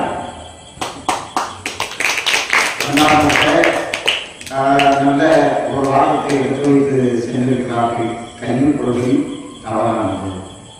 கல்வி தவறு குணமாக கவனிப்போம். சரியா? அதனால தவறானது என்ற செய்தியை சொல்லியிருக்கிறாங்க. ஐயா, இந்த நம்ம கல்வி நன்றாகவே இருக்கிறது அப்படின்னு பாரம் செய்வதற்காக முதலே கல்விக்குள்ள ஆட்சியை நான் ஏற்றுக்கொள்கிறேன் என்று முதலில் சொல்லியிருக்கேன். முதலில் சொல்லியிருக்கேன். ஏன்னா நம்முடைய கல்வி கொள்கை குலதாசி அங்கேனா அதுதான் அந்த இளைஞன் நீங்க சொன்ன அந்த இளைஞனா இருக்கும்போது அவன் எப்படி வளர்ந்தான் என்றதுதான் அங்க நிறைய திகழ்வாதிகள் காட்டினதுனாலதான் அவர்களுக்கு நமக்கு நிலைமையில வந்துருக்கின்றது. ஆகவே அந்த இளைஞனை தான் அப்போ நான் சொல்லியிருக்கேன். இனி கல்விகளுக்கு நாம பள்ளிக்கூடத்துல கணக்கு படிக்கிறோம். கணக்கு படிச்சா 14 18 போவோம். 14 18 கிடைக்கியா? எப்படி கிடைக்கணும்? 14 18 கிடைக்கும் போது 8 கிடைக்கும். 14 இருந்து 18 கழிக்கணும். வகுப்பு பதிலா கல்விக்கொள்கை பிரச்சனை ஆறுல இருந்து 8 மைனஸ் பண்ணணும். என்ன செய்வீங்க? இந்த பக்கத்துல கடமா அங்க அம்மா கடமா இல்லையா? 16னா ஆறுக்கு இந்த பக்கத்துல 1 கடை வாங்கணும். இந்த 1 கடை வாங்கும்போது எத்தனை ஆகும்? 16 ஆகும். அதுல இருந்து 8 கிடைச்சா என்ன ஆகும்? 8 ஆகும். கடன் வாங்கி கிடைக்க சொல்லி தந்த கணக்கு வாத்தியார கண்டா கடன் வாங்கி கழிக்க சொல்லி தந்த கணக்கு வாத்தியார் கடத்த நின்று எங்க யாராவது உங்கள்ட்ட கடன் வாங்கி இங்கிருந்து ஒன்னே கடன் வாங்கி இதை கழித்துக் கொள்ள சொல்லி அந்த வாத்தியாரு அந்த வாங்கின கடனை திருப்பி அடைக்கிறாங்களா தெரிஞ்சாரு. அதனாலதான் இன்னைக்கு என்னாச்சு, லோன் வாங்கிட்டு லோன் கட்ட முடியாம குட்டியாம கடன் வாங்கிட்டு கடனை கொடுக்க முடியாம ஒழிச்சிட கேட்டு உங்க கல்வி தான் காரணம். அதனால கைய பிடிக்கும் வந்து கேட்காங்க, அம்மா 1 வருதா 2 வருதா? 1 வருதா 2 வருதா? அம்மா இந்த 2 நமக்கு ஏன்னா சாமி தான் சொல்லி 2 தான் வருது. பின்ன நீங்க 1 3 சாப்பாடு நிறைய கொடுத்தீங்கன்னா எனக்கு போகிறாங்க. மூத்தவன் வளர்ந்த அவன் 8வது படிக்கிறான். இன்னும் 3வது படிக்கிறான். 8வது படிக்கிறீங்க 4 டிகிரி கொடுக்கணும். இவர் 3வது படிக்கிறீங்க 2 பதிவு. 2 வருஷமும் பள்ளிக்கூடத்துல சாமி இல்லையாது நீங்களும் சொல்லிய. ஆனா சின்ன தர்மம் மட்டும் 1 கொடுக்குறீங்க. இப்படி கேட்கக்கூடிய அறிவாளிகளை வளர்க்கக்கூடிய இந்த கல்வி திட்டம் உண்மையிலேயே தப்பு தான். அந்த மாற்று கருத்துக்கு கூடுதலாக இடமில்லை. ஆனால் இந்த கல்வி திட்டத்தை திருத்துவதற்கான முயற்சி நடக்கின்ற போது அந்த முயற்சிக்கு ஆதரவாக நீங்க இருக்கணும். தேசிய அளவில் ஒரு நல்ல கல்வி திட்டம் குரு பக்தி ஐயா இன்னைக்கு இல்லாம போற விஷயம் இல்லை. முன்னால எல்லாம் நாங்க எல்லாம் இந்த சாரமானா அப்படியே பொங்கி இருப்போம். அப்படிதான் சாரமானா பொங்கி இருப்போம். இவருக்கு சாரலம் நிக்கிறதுன்னா இப்ப சாரலம் இருந்தா சாரலம் நிக்க சொல்லக்கூடாது. சாரலம் நிக்க சொல்ல முடியாது. சொன்னாங்கன்னா சார் நம்ம போன் பண்ணா என்ன இங்கே பிடித்துக்குங்க இவருடைய பழைய காலத்திலேயே இவன் இதுதான் வேலை, அங்கே ஒரு பிள்ளையை எப்படி தொடர்றாங்க நிறைய காலேஜ் போகும்போது நடந்து போகும்போது அங்க அந்த ஐபிசி மருத்துவமனையில ஐடிஐ ரூம்ல தேக்க ரூம்ல எல்லாம் இருந்து காட்டு போய் எனக்கு பிள்ளை போல அந்த பிள்ளை கேட்க போனா கதை வேலை மாறி கந்தலாகி வாத்தியார் வாழ்க்கை போகுது. அதனால ஒரு வாத்தியார் இப்ப கேட்க மாட்டாங்க. கல்வி கொள்கையில வாத்தியார் எப்போ வாத்தியார் கம்பக்குள்ள வச்சாரோ அப்போ பதிலாக பொதுமக்களை கம்ப கையில் எடுக்க வந்து இதை எப்போ வாத்தியார் அப்பா அம்மா அடிக்காம பிள்ளை பொண்ணு போல வளர்த்த தொடங்கினாங்களோ அப்போ ஓட்டக்கோவரும் தெருமுகளை உலகம் அடிக்கிறாங்க. இப்படிதான் பார்த்துருக்காங்க. அதனால கல்வி திட்டம் நல்ல தெய்வ பக்தி தேச பக்தி உள்ள கல்வி திட்டம் தேவை. அதுல காட்சியதாக முழுக்க முழுக்க அப்படி மட்டும்தான் அப்படி மட்டும்தான் இந்த கொள்ள வக்கீல் இருக்குது, அப்படி மட்டும்தான் இந்த ஆலயத்தை நடத்திட்டு இருக்காங்க. அதனால அங்க முழுக்க முடியாது. இந்திய சூழ்நிலையில் அதை வியாபாரமாக்குறாங்க என்பது உங்களுடைய உண்மை. அதை பயனாளிகளுக்கு சலுகை, அது மாணவர்களுக்கு கொடுத்து வியாபாரமாக்கி நகை வியாபாரம், அதே மாதிரி ஒரு சில ஆன்மீக வியாபாரம், இப்படி மொத்தத்திலே வியாபாரமாக கல்வி திட்டத்தை பாதை மீறி மாற்றி இந்த புத்தகம் காரணத்தினால் மீண்டு வைக்கப்பட்டது. சரியா? அடுத்ததாக ஒரு புத்தகத்தை அடிக்கே இருக்கிறாங்க. சுற்றுச்சூழல் இருக்கிறவங்க இருக்கா அப்படின்னா, சுற்றுச்சூழல் என்கிறவர்கள் நம்முடைய இளைய சமுதாயத்தை பாதை மாறி செல்லாமல் காக்கிறார் என்ற காலம் செய்வதற்காக நல்லவர்களே, சுற்றுச்சூழல் போது வாழ்ந்த சமூகத்தையும் சேர்த்து நான் சொல்கிறேன். ஒரு கம்பெனி பைக் இருக்கு, ரோட்ல போறதுக்கு 350 சிசி பைக், அதற்கு தரமான சாலை இருக்கிறது. இந்த சாலையில நம்ம இப்ப இருக்கக்கூடிய இந்த மாநில அரசு இருக்கக்கூடிய ஓட்ட வசதி சாலை பைக் ஓட்ட முடியுமா? பைக்ல போறவங்களுக்கு பிரேக் எல்லாம் கரெக்டா அரசாங்க பஸ் பிரேக் இருக்காங்க. இந்த அரசாங்க பஸ்ஸுங்க இவங்களுக்கு டக்குன்னு ஓட்டும் போது ஒரு இளைஞன் அந்த பஸ்ஸை ஓட்டு பண்ணி போனா அந்த டிரைவர் கண்டக்டர் சாபம், வண்டியில இருக்கிறவங்க சாபம். இந்த சமூகம் எப்படி ஒரு வாழணும்? அவ்வளவு தூக்குறாங்க. பசங்க சொல்றாங்க, எங்க பைக்கு பிரேக் நல்லா இருக்குது, நாங்க எந்த இடத்துல பிரேக் கொடுத்தா எங்க பைக் நிற்கணும். ஆனா அவங்க ரோடு சரியில்லையே, இந்த ரோட்ல இந்த பைக் ஓட்ட முடியல. அப்ப அரசு என்ன செய்யணும், இந்த சமூகம் என்ன செய்யணும்? இந்த மாதிரி சிசி போட்ட பைக்கு தமிழ்நாடு ரோடுகளுக்கு ஆயிருக்குல்லப்பா. அந்த கம்பெனிக்காரங்க சொல்லுவாங்க, நீ பைக்கெல்லாம் தமிழ்நாட்டில் இருக்கக்கூடிய ரோட்டுக்கு ஆயிருக்கல, இளைஞர்களை கொள்ளாது. நீ சிசி கொடுத்த பைக்கு தான் இந்த ரோடுக்கு ஆயிருக்க. எனக்கு பெரிய பைக்கு நாட்டில் கொண்டு நான் கல்யாணா மோடிஜி விட்டு அந்த வாஜ்பாய் தமிழ்நாடு சாலை மட்டும் அந்த பைக்கு, பாக்கி எல்லா ரோடுகளும் சிசி கொடுத்த பைக்கு தான் ஓட்டணும்.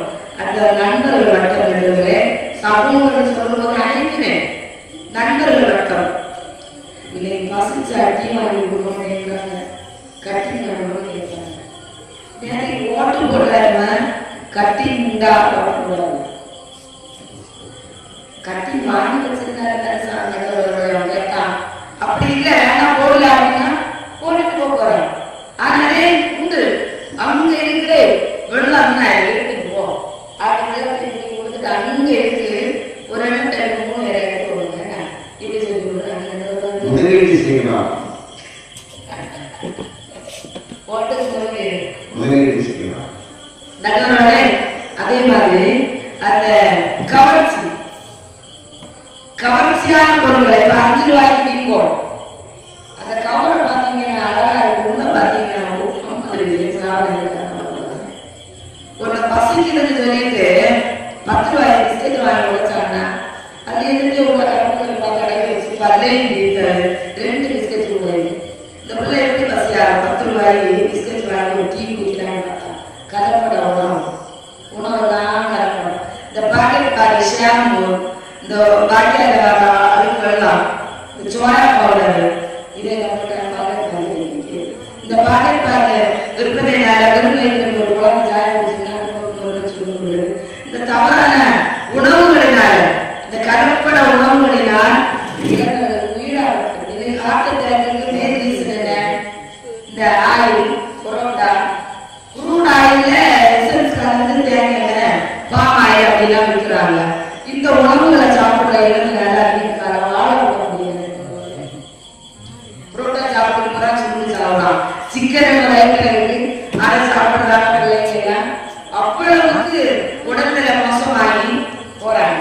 இந்த சமூகம் இந்த இளைஞர்களை எப்படி வாழப்படுகிறது இப்படிப்பட்ட சுற்றுச்சூழல்கள் அந்த தரமற்ற சாலைகள் விபத்துக்கு காரணம். அப்புறம் இவங்க இளைஞர்கிட்ட பைக் இருக்குன்னு சொன்னா கொஞ்சம் வேகமா தான் போக விரும்புவாங்க. ஏன்னா அவன் அதுக்கு கண்டிஷன் நாங்கள் பைக் வச்சிருக்கோம். ஆனா வேணும்னே தட்டி அது போடுறாங்க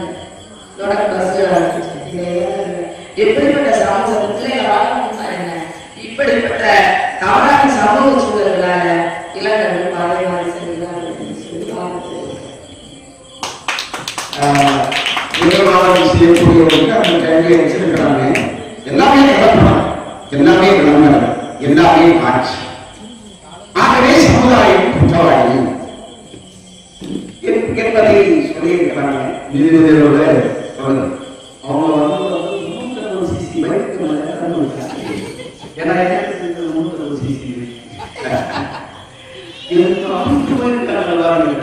ஐயா உங்களுக்கு தெரியும், உங்க காலத்துல இருந்து 350 சிசி என்ஃபீல்டு உள்ளத்துல ராயல் என்ஃபீல்டு உள்ளத்துல உண்டு.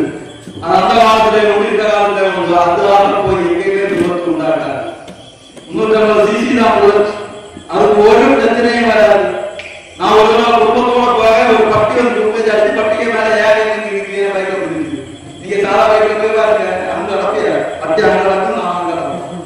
உள்ளத்துல பாதுகாப்பாக 350 சிசி வருங்க.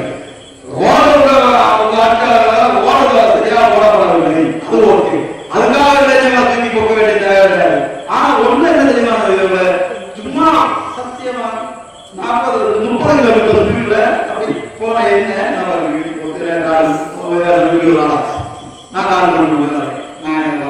ஆனா இந்த போக்கு ஏன் தெரியுமா? அந்த விஷயம் என்ன தெரியுமா? எல்லாம் அம்மாமாரும் எல்லாம் கடவுளே பக்கப்பாரு, கடவுளே பக்கப்பாரு, யார் தெரியுமாரு? கடவுளே பக்கப்பாரு, கடவுளே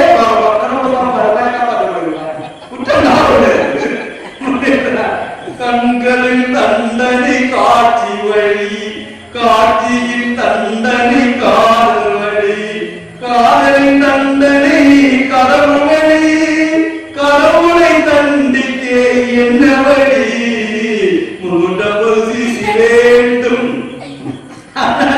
கடவுள் தான் இங்க பிரச்சனை. இந்த வயல காப்பாற்றுவதெல்லாம் யாருதா? கடவுள். அப்பதான் நீங்க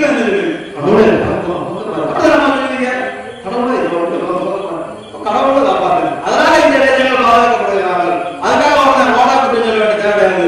இளைஞர்கள் பைக் போகணும் தோணும். அவங்க போவாங்க, 2 படம் போவாங்க, 2 தொடர் அடிச்சு பிச்சு எங்க அப்பா படத்துல என்ன சேர்த்து அந்த கிறிஸ்டின் வெளியில வந்துருக்காரு. இன்னும் தெரிஞ்சு எப்பவும் பெரியதா தெரியுமா? ஒரு நாள் பென்சில் எடுத்து ஒரு புக் வந்தான். நான் வீட்டுல அப்பா கிட்ட கம்ப்ளைண்ட், அப்பா அதுல பென்சில் அவர் புரிஞ்சு அப்பா சிங்கக்குட்டி அவர் வந்து அழகாக சின்ன உண்டு இல்லைன்னு வருவாங்க. அவர் பாரு தலையில அடிக்கிற வேலையெல்லாம் வச்சிருக்காரு. திரும்ப அடிச்சு பிச்சு முடிச்சு அப்படி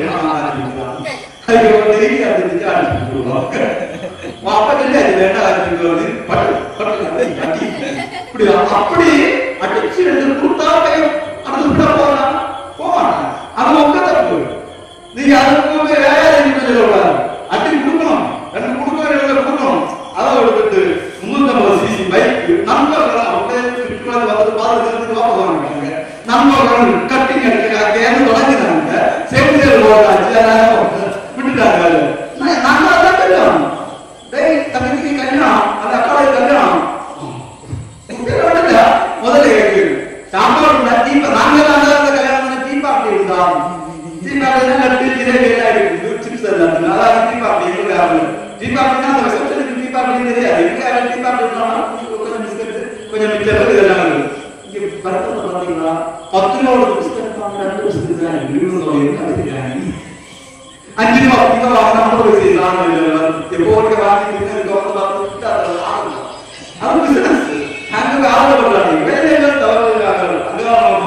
இந்த மாதிரி நண்பர்கள் கூட்டி சேர்த்தான் இருக்காங்க.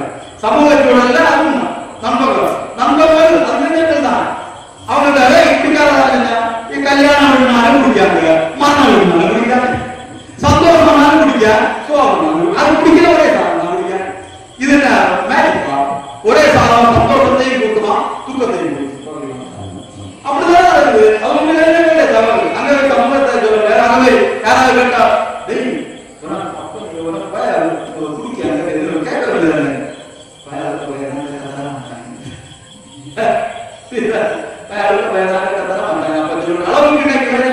சமுதாயத்தை வச்சிருக்காங்க. அடுத்து கவர்ச்சி என்ன பண்றாங்க? நம்ம ஒரு 2019 முன்னால எல்லாம் கிளாஸ்ல போன அளவு ஸ்கூல்ல போன போகக்கூடாது அப்படி இருக்காங்க. அங்க போனா பிடிச்சு அப்பா கொடுத்துருவாங்க. 2020 எல்லாம் யூஸ் போனோம், எல்லாரும் போனோம், எல்லாம் ஆன்லைன்ல நம்ம சக்கை செக் பண்ணா சக்கை வரும், சக்கை குருவும் வரும், வேற வரும். அதை தொட்டு பார்த்தா நம்ம வாழ்ந்துப்போம். இப்படி கிடைக்கக்கூடிய கவர்ச்சிகள் வருது. அது அரசாங்க சட்டம் போடுவதற்கு முதல்ல யோசிக்கிறோம். ஆனால் அது எல்லாம் விஷயம் என்று விளக்க வேண்டும். அதை விளக்க வேண்டும். அந்த விளக்கக்கூடிய புத்தி நமக்கு இருக்க வேண்டும். தீர்ந்து புரியாது. அந்த வழக்கில் கைப்போம் பிடிக்காது, பிடிக்க அதை கைதானே, அதை கைதானே. அப்ப தப்பு யாரு? சுய கட்டுப்பாடு இல்லை, சுய ஒழுக்கம் இல்லை, சுய ஒழுக்கம் விழுப்பம் தரலாம். ஒழுக்கம் உயிரினம் ஓம்பப்படும். ஒழுக்கம் என்பது நம்மை சிறந்தவர்களாக ஆக்குவதால் ஒழுக்கம் உயிரினங்களை ஓம்பப்படும் என்று சொல்லியிருக்கிறது. ஆனால் ஒழுக்கமாக வாழ்வதற்கு உங்க இளைஞர்கள் தேவைப்படுது. அதுக்காக அவங்க நேரத்தை வேண்டுங்க. சும்மா நேரத்தை வேஸ்ட் பண்ணி போய் மாதங்களை வைக்கிறோம்.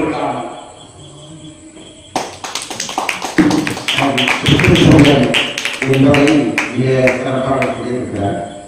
அடுத்து ஒரு பொருளாதார நடவடிக்கைகள் அவதானம் என்று நடுவர்களே, கன்னியாகுமரி மாவட்டத்தில் மட்டும் ஒரு ஆண்டுக்கு 2000க்கும் மேற்பட்ட பிஜி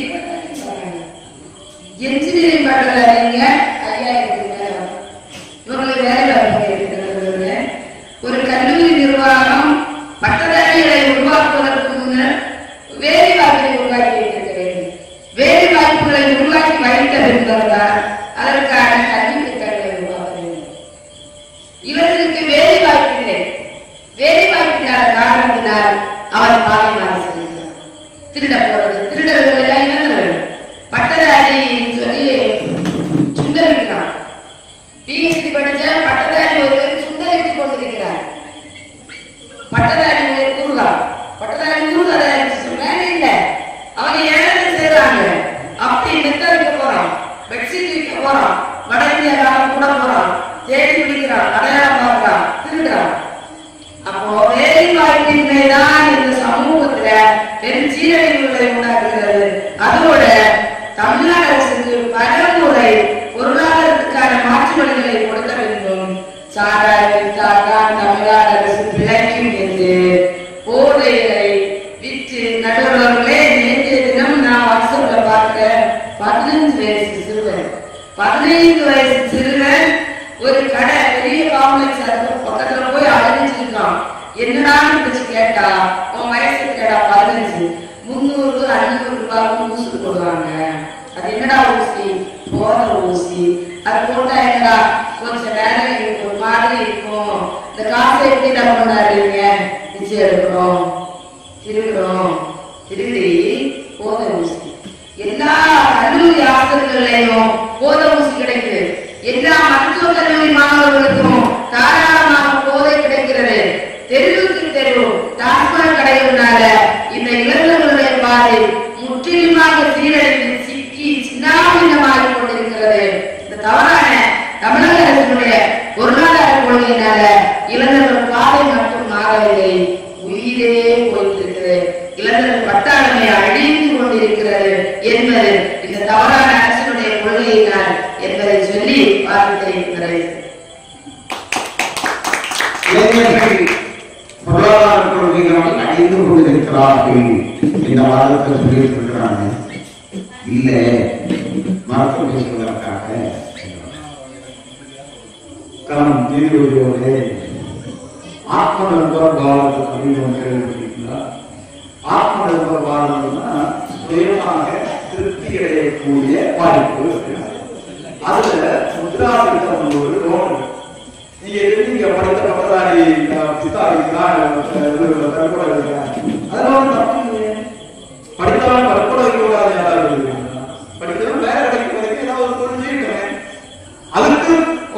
செய்யறதுக்கு அரசாங்கம் ரெடியாக இருக்குது. மத்திய அரசாங்கம் முத்ரா திட்டத்தின் மூலமாக இன்னைக்கு லட்சக்கணக்கான இளைஞர்கள் கடன் பெற்று தொழில் செய்கிறாங்க. வட்டி குறைவாக இருக்கிறது. அவங்களுக்கு தொழிலுக்கு ரிடக்ஷன் கொடுக்கிறாங்க. அவங்க சொந்த தொழிலை செய்கிறார்கள். ஒரு பிரதமர் வட்டி இருப்பது கூட ஒரு நல்ல தொழில் தான் என்று சொன்னார் என்று அவரை போட்டு என்னெல்லாம் சொன்னாங்க. இன்னைக்கு நீங்க பாருங்க, நாகர்கோவில் இருந்து கலைக்கலைக்கு வளர்க்கிற வழியில இந்த சுங்காங்கல தோட்டியோட அந்த பகுதியில ஒரு சாலை இந்த பகுதி இருக்கும். சாலையும் மழையும் மட்டும் அதுக்கு முன்னாடி கூட்டத்தை பாத்தீங்களா, டெய்லி தொடர்ந்து 10,000 ரூபாய்க்கு மேல அவன் சம்பாதிக்கிறான். தொழில் முடியாது. அவன் அவர்கள் நினைச்சிருந்தானே அவன் திருட போவான். பணம் அதுக்குள்ள போகும். பணம் கிடைக்கணும் திருட போவீங்களா? பணம் கிடைக்கணும் சேலரி போவீங்களா? அது முதல்ல இளைஞன் ஒழுக்கம், தன்னுடைய ஒழுக்கத்தை தான் சரியாக பார்த்தாங்கன்னா அதுல தொழில் என்னெல்லாம் வாய்ப்பு இருக்குது. தொழில் செய்யறதுக்கு இன்னைக்கு வேலைக்கு வடவரை கொண்டு வந்து நம்முடைய தொழில்களுக்கு வந்துருந்தாங்க. இங்க போராட்டம் வடக்கு கிடைக்கலாம். அவங்களுக்கு வடக்கு என்ன சொல்லுங்க, நீங்க பெங்களூர்ல போய் ஐடி கம்பெனி மொத்தம் ஆக்கிரமிச்சிருங்க. அது பிரச்சனை கிடையாது. அங்க இருக்க வடவை ஹோட்டல்ல சிப்ஸ் எல்லாம் பார்த்து நீங்க உங்க உங்க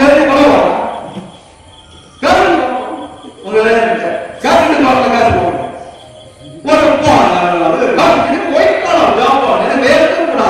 எனக்கு வேர்க்கக்கூடாது. அப்படிப்பட்ட வேலைக்கு அப்பா கஷ்டப்பட்டு ஜப்பாதிக்க காலம் வரைக்கும் அம்மா அடியாக்கு போய் ஜப்பாதிக்க காலம் வரைக்கும் தின்னுவேன். அதை கழிச்சு தெரிஞ்சுக்குவேன். தொழில் செய்யறதுக்கு வாய்ப்பு அரசாங்கம் தருகின்ற அரசாங்கத்தை விட்டு செல்லக்கூடிய பழக்கத்தை விடுவார்கள். எல்லா வாய்ப்பும் கடந்து பலவிதமான கடன்கள். இந்த கடன்கால கொக்கில பிடிக்க மாட்டாங்க. உங்களை போட்டு நிற்க மாட்டாங்க. முடிஞ்ச அளவுக்கு குழந்தை கட்டுங்க. சரியாக கட்டுங்க. 10,000 ரூபாய் தாங்க. ஹோல்சேல்ல கடை போட்டு பாட்டியை கூப்பிட்டு 10,000 ரூபாய் பாட்டியோட பைசா சாணம் வாங்கி வச்சுட்டு விட்டு அதை சரியா கட்டினாங்கன்னா 20,000 கொடுக்குறாங்க. அடுத்து சரியா கட்டினாங்கன்னா 1 லட்சம் கொடுக்காங்க. கொடுக்கத்தான் செய்யறாங்க. பொருளாதாரம் பிரச்சனை. அதை இளைஞர்கள் யூஸ் பண்ணுங்க.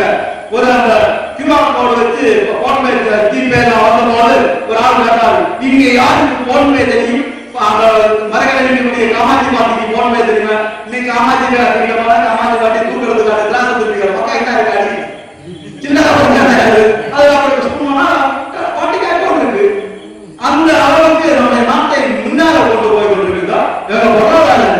உங்க பையனாக உங்க இளைஞர்கள் கொண்டு திமுக நோய் இருக்கிறார்கள். படிக்க படிக்கிறது மரியாதை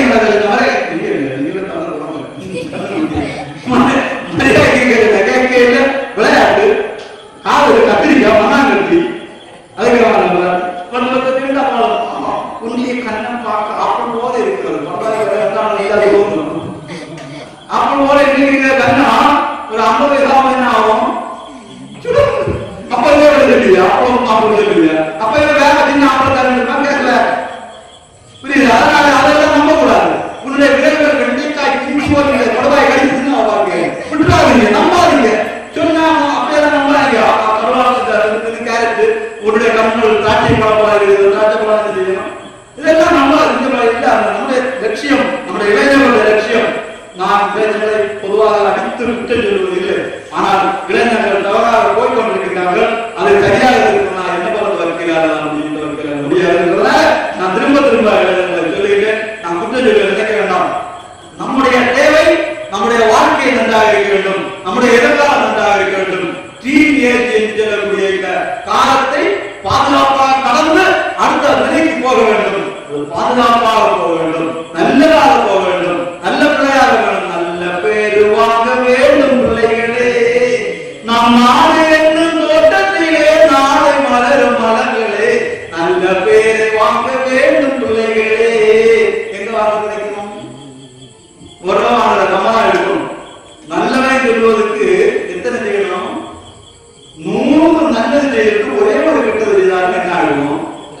99 நல்லது அழைத்து கொள்ளும் ஒரே ஒரு கெட்டதாக கெட்டதா. அதனால எவ்வளவு கடுமையான பயணம் என்பதை நாம் இளைஞர்கள் பிள்ளைகள் நினைவு வைத்துக் கொள்ள வேண்டும். நம்முடைய வாழ்க்கையை சரியாக நடத்துவதற்கான வாய்ப்பு நம்ம கையில தான் இருக்குது. நம்ம உலகையில தான் இருக்கிறது. அதை நாம தான் சரியாக நடத்தணும். நம்முடைய வாழ்க்கையை சரியாக நடத்துவதற்கு நம்முடைய இளைஞர்களுக்கு எல்லாம் வல்ல இறைவன் தெய்வம் சக்தி தரட்டும். ஆகவே இந்த அம்மா இந்த நீதிமன்ற வக்கீல் இங்க வைத்த வாதங்கள் எல்லாம் நான் நடத்திருக்கிறேன்.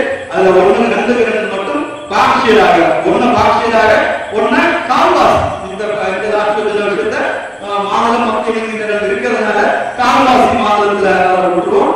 மற்றபடி உங்களுடைய வாதங்கள் அத்தனை நான் நடத்திருக்கிறேன். நீதிபதி அவர்கள் நடு நின்று நீங்க தங்கம் தங்கக்கூடிய திராசு இருக்குது, திராசு 100 கிராம் அல்ல கிளம்பு கொடுக்கணும், 10 ரூபாய் ஒரு கிலோ கிளம்பு 20 ரூபாய் கிளம்பு 2 கிலோ 1 100 கொடுக்கணும். ஏதாவது கேட்பாங்க 20 ரூபாய். ஆனா அந்த 100 திராசுல 1 கிராம் ஒரு மில்லி 3 நாள் கிராமம் இல்லையா? அப்படிப்பட்ட திராசு அந்த திராசு மற்றும் நிலைமைகள் மில்லி உள்ள மாறாத நீங்கள் அப்படிப்பட்ட மில்லி மாறாத மில்லிக்கும் மாறாத மில்லி போட்டா அந்த மில்லிக்கும் மாறாத ஜட்ஜு நீதிபதி என்பதனால் உங்கள் நான் என்னுடைய மரப்புகளை வைக்கிறேன்.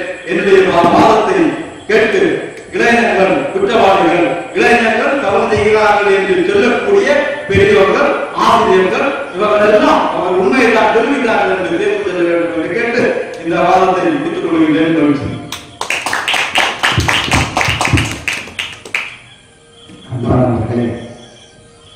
ஒரு அருமையான தலைப்பு. ஒரு 10,000 பேர் இளைஞர்கள் அப்படியே உட்கார்ந்து ரசிக்க வேண்டியதான ஒரு தலைப்பு. மிக சிறப்பாக புத்தகங்களை எடுத்து வைத்தார்கள். புத்தகங்களை மறத்தார். நான் ஒரு சிந்தனையை ராமாயணத்திலிருந்து தொடங்கி சொல்லிவிட்டு தெரிகிறது. தசரதன் தோற்றமன்றார். தசரதன் 60,000 ஆண்டுகள். எத்தனை ஆண்டுகள்? நம்ம 60 வயசுல ஆரம்பிப்போம். இனி அடுத்த தலைமுறை 30 வயசுல. அது சொன்னாங்க. நம்முடைய உணவு முறைகள், பொருளாதார சூழ்நிலைகள், சுற்றுப்புறங்கள் சீரழிந்து நடக்கிறார். ஆனால் இளைஞன் மேல் நோக்கி செல்லுகிற பாதையை பார்த்து சென்று கொண்டுதான் இருக்கிறார். ஆனால் மறைமுகமான ஒரு எதிர் சூழல் நம்மை வளைத்துக் கொண்டிருக்கிறார். நம்மளே தெரியாது. சின்ன குழந்தைங்க அப்படியே நடந்து போறாங்க. எங்க வண்ண இந்த நெகிழி உணவுப் பொருட்கள் இருக்கோ அது மேல போடுறாங்க. அதான் ஐஸ்கிரீம் பார்த்தோம்னா ஆனால் நம்முடைய வல்லுநர்கள் சாப்பிடக்கூடாது. நம்ம பிள்ளைகள் கேட்கிறது. ஆனால் அவன் உணர்ந்து கொண்டதற்கு பின்னாலே அவன் உரிமைகளை தக்க வைத்துக் கொள்வதற்கு பார்க்கிறார். தசரதன் 60,000 ஆண்டுகள் பிள்ளைகள் காலம் நடந்ததோ 4 பிள்ளைகள் குழந்தைங்க விளையாடிட்டு இருக்கிறார். சொர்க்கம் அமைக்கிற காலம் தசரதன் விளையாடி இருக்கிறார். குழந்தைகள் விளையாடி விளையாடுறாங்க. சந்தோஷமா இருக்காங்க. ரொம்ப சந்தோஷம். ஒரு வயசான ஒரு முனிவர் அந்த நேரத்தில் ரொம்ப சந்தோஷமா இருக்காங்க. பிள்ளைகள் புடலிருந்து யாழிலிருந்து இருந்த தம்மக்கள் மனதை சொல்லி கேளாகும். எல்லா பெற்றோர்களுமே நம்முடைய பிள்ளைகள் உயரமா வரணும் அப்படிதான் நினைப்பாங்க. பயன்டா குறையில்லை. அதை இன்னும் கொஞ்சம் அழுத்தமா சொல்லுகிற போது அவங்க சொன்னாங்க, அந்த காலத்துல பிள்ளைகளுடைய கையை பிடிச்ச வயல்வெளிக்கு போவாங்க. உண்மை உலக சூழ்நிலைகளை தெரிந்து கொண்டு பிள்ளைகளை வளர்க்கக்கூடிய ஆற்றல் பெற்றவர்களை சார்ந்தார். ஆனால் அவங்க சொன்னது என் பிள்ளை கலக்கிறாலும் என் பிள்ளை டாக்டராலும் அவங்க சொல்லக்கூடாது. சொல்லலாம். உலகத்தோடு ஒட்ட உடனே ஒடுங்கி வாழ்கிற வாழ்க்கையை பெற்றோர்கள் பிள்ளைகளை காணும். ஆகவேதான் இன்று புறம் தருதல் தாய்க்கு கடனே, சார்ந்தோர் நாக்குதல் தந்தைக்கு கடனே. சார்ந்தோர் என்றால் என்ன? அப்பா அந்த எந்த சூழ்நிலையில வளர்க்கிறாரோ அந்த சூழ்நிலையை தெரிஞ்சுக்கிட்டு தான் பிள்ளைகள் வாழணும். சரியா? எனக்கு அதை வாங்கி கொடுத்த வாங்கி கொடுத்தா பெற்றோர்கள் பிள்ளைகளுக்கு மேலே இருக்க விருப்பத்தான் வாங்கி கொடுக்கிறார். அப்ப 4 பிள்ளைகள் நீண்ட கால இடைவெளிக்கு பிறகு கிடைக்கும் பிள்ளைகள் ஒரு முனிவர் தான். உடனே பெரியவர் எழுந்திருக்கிறார், அரசன் எழுந்திருக்கிறார், வரவேற்கிறார், வாழ்கிறார், உட்காரலாம் இல்லை. அப்ப என்ன? ஒரு 4 பிள்ளைங்க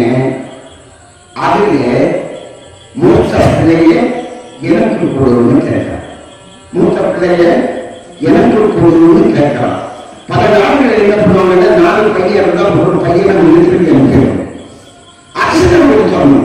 அந்த கொள்கை நம்ம நாட்டிலே இல்லை. அதனால நம்ம அடிதப்பி போனோம். நாட்டில் 500 ரூபாய் எடுத்துட்டு வந்தவங்க இங்க ஆண்ட மன்னன் பத்திக்கிறாங்க. விளங்காத போன பேரு இத்தனை செல்வம் வச்சு இருக்கு. கொள்ளக்காரமாக 1000 ரூபாய் எடுத்துட்டு வாங்க. 1000 ரூபாய் அதை கட்டணும்னு இங்க இருக்கக்கூடிய அரசன் 1000 ரூபாய் கடமைக்கிட்டு நாட்டை அவர்கள் கொடுத்திருக்கிறார். நம்ம வெளியிட்டு போறது காரணமா கடன், அந்த கடன் பட்டால் உள்ளம் போல் கலங்கினால் இலங்கை வேண்டும் கம்பெனி. இந்த கடன் தான் நம்மளை எதாச்சு அடிமைப்படுத்த வச்சு. எத்தனை நாள் காரணம்? ஒரு நாள் காரணம் தான் உலகத்தில் இருக்கக்கூடிய பள்ளி, பாச்சா, பூரா, அக்கை, கேடு எல்லாம் இப்ப என்ன போச்சு? அவன்தான் வந்து நமக்கு உண்மையை தந்தாங்க. ஆக இந்த தம்பியோட கேட்ட உன் மூல பயிரை கொடு எதுக்கு கேட்டா கேட்டோம்னு சொன்னா நான் ஒரு யாகம் செய்வேன். யாகம் வேள்வி. வேள்வி என்ன? உலகம் வாழ்விப்பதற்கான மிகப்பெரிய தியாகம். அந்த தியாகத்திலிருந்து காத்து போவதற்கான ஒரு பையனை கொண்டா அப்படின்னு கேட்கிறான். இவர் ஆடிப்போம் கண்ணு இல்லாத பொழுது கண்ணு கிடைச்சு மின்னு இழந்தாங்க அப்படியாது. உடனே பக்கத்தில் இருக்கிற ஒருத்தர் சொல்றார், பையனுக்கு நல்ல காலம் வரப்போகுது அனுப்பிவிடும். புரியுதா? அப்ப சிவஞ்சங்களுக்கு ஒரு பாட்டு கொடுத்தோம். இன்சொல் விழுந்தம்மா சின்ன குழந்தைகளுக்கு நல்ல வார்த்தைகளை பெற்றோர்கள் கற்றுத்தரணும். பெற்றோர்கள் நல்ல வார்த்தைகளை கற்றுத்தரணும். ஈரலே விட்டாக ஒரு பொருள் கிடைச்சா மற்றவர்களுக்கு கொடுத்து சாப்பிடணும். மற்றவர்களுக்கு கொடுத்து சாப்பிட வைக்கணும். மறைச்சு சாப்பிட வைக்கக்கூடாது. வன்சொல் கலைகட்டு வன்மையான கொடிய வார்த்தைகளை பேச வைக்கக்கூடாது. இப்பெல்லாம் அந்த வார்த்தைகள் எல்லாம் இல்லாம போச்சு. வன்சொல் வாய்மை உண்மைதான் பேசணும். இப்ப உண்மை இங்க பேசுறவங்க எல்லாரும் சொன்னாங்க, என்னெல்லாம் பேசிட்டு சொன்னாங்க, சிகரெட்டுக்கு பேசி சொன்னாங்க, சொன்னாங்களா சினிமாவுக்கு பேசி கேட்டாங்க. இப்படி வாய்மை அன்பு ஏற்பாச்சு. உலகத்தில் மிக முக்கியமான ஒழுக்கம் வந்து அன்புதான். அன்பு ஏற்பாச்சணும். அறக்கதையில் ஈனம் ஒரு பயிர் ஒரு சொல்றாங்க செய்யணும். இப்ப அமெரிக்காவுடைய ஒப்பாமா, அமெரிக்காவுடைய அதிபர் ஒபாமா நம்முடைய இளைஞர்கள் குற்றவாளிகளா என்கிறத தேடி பார்க்கணும். அமெரிக்காவுடைய அதிபர் ஒபாமா என்ன பண்றாங்கன்னா பில்கேட்ஸை கூப்பிடுறாரு. யாரே பில்கேட்ஸை கூப்பிடுறாரு. கூப்பிட்டு உங்க நிறுவனத்துல 1000கணக்கான இந்தியர்களை வேலைக்கு வச்சிருக்கிறீங்க. இதனால என்ன போச்சுன்னா அமெரிக்கா இளைஞர்கள் கஷ்டப்படுறாங்க அப்படின்னு ஒரு காரணத்தை வச்சாங்க. கூட்ட போட்டாங்க. உடனே இந்தியாவுடைய தொழில் வல்லுநர்கள் அமெரிக்காவில் இருக்காங்க எல்லாரும் போனாங்க. இந்த வாதத்தை வைக்கிறாங்க. ஒபாமா இருக்கிற பில்கேட்ஸ் உட்கார்ந்து இருக்கிறார். பில்கேட்ஸ் சொன்னா ஏன் நாங்கள் இந்தியாவுடைய இளைஞர்களை வேலைக்கு வைக்கிறோம்னு சொன்னா கடினமான உழைப்பு அவர்களுடைய, கடினமான உழைப்பு அவர்களுடையது. அவர்களால் நாம் வளர்கிறோம், நாங்கள் வளர்கிறோம், உலகம் வளர்கிறது. ஆகவே அவர்களை நாங்கள் வேலைக்கு வச்சிருக்கிறோம். அவர்களுடைய இளைஞர்கள் குற்றவாளிகள் அல்ல, குற்றவாளிகள் அல்ல, கடின உழைப்பு தன் கையே தனக்கு உதவி. அப்ப உடனே இதை சொல்லி முடிச்ச உடனே ஒரு பொம்பளை எழுந்திருக்கிறார். இங்க ஒரு பொம்பளை எழுந்திருக்கிறார். எழுந்திருக்கு சொல்றா, எங்க இளைஞர்கள் கடின உழைப்புக்கு என்ன காரணம் தெரியுமா? அந்த கடின உழைப்புக்கு காரணம் எங்களுடைய ஆசிரியர்கள் நல்ல ஒழுக்கத்தை கற்றுத் தருகிறார்கள். உடனே புதிய கல்விக் கொள்கைகளால் இந்த பரிமாறப்பட்டது. நான் தமிழகத்தை சொல்லுகிற போது இப்ப தமிழன் தமிழகம் என்று கூட சொல்வதில்லை. திராவிடம் தமிழன் திராவிடனா, தமிழன் திராவிடனா? உங்களை நீங்கள் திராவிடர்கள் என்று சொன்ன மாத்திரத்திலேயே நாங்கள் திராவிடர்கள் அல்ல என்று எதிர்த்திருக்கிறோம். நாங்கள் இப்போ ஒருத்தர் ரொம்ப எழுந்திருச்சு பொங்கிட்டார். நான் பேசாம பொங்கிட்டார். எல்லாமே கைப்பொறிகளா இருக்கிறாங்க. நாம் திராவிடம் கிடையாது. ஆகவே திராவிடர்களே மாற்றம். நான் சொன்னேன் 100 ரூபாய் எடுத்துட்டு வாங்க, கடன் வாங்கிட்டு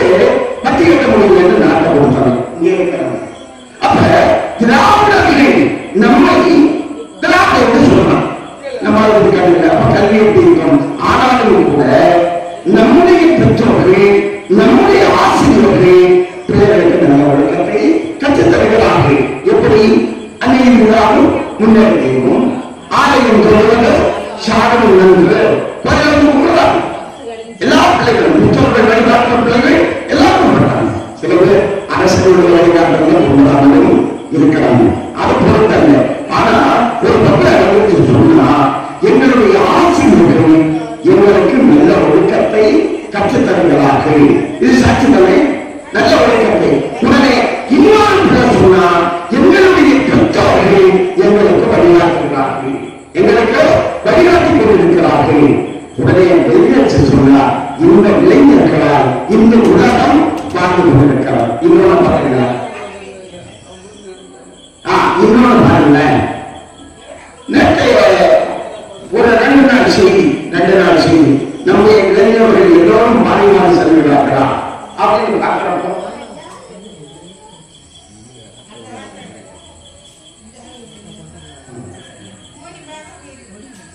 இப்போ மாற்றாத்துல ஒரு பையனை பார்க்கிறப்போ தந்தையாக தாயாக இருக்கிறார்.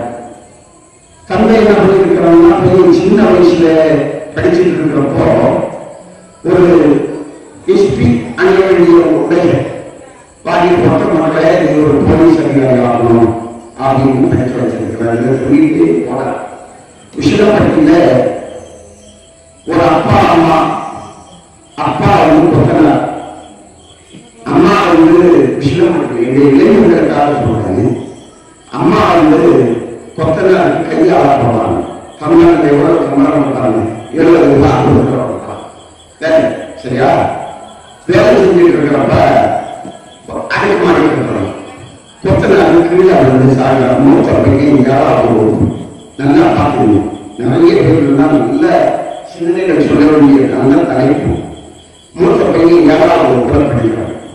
இவர் கீழே உயிர் பிரிக்கிற நேரம் பொன்னாட்டி ஓடுவா.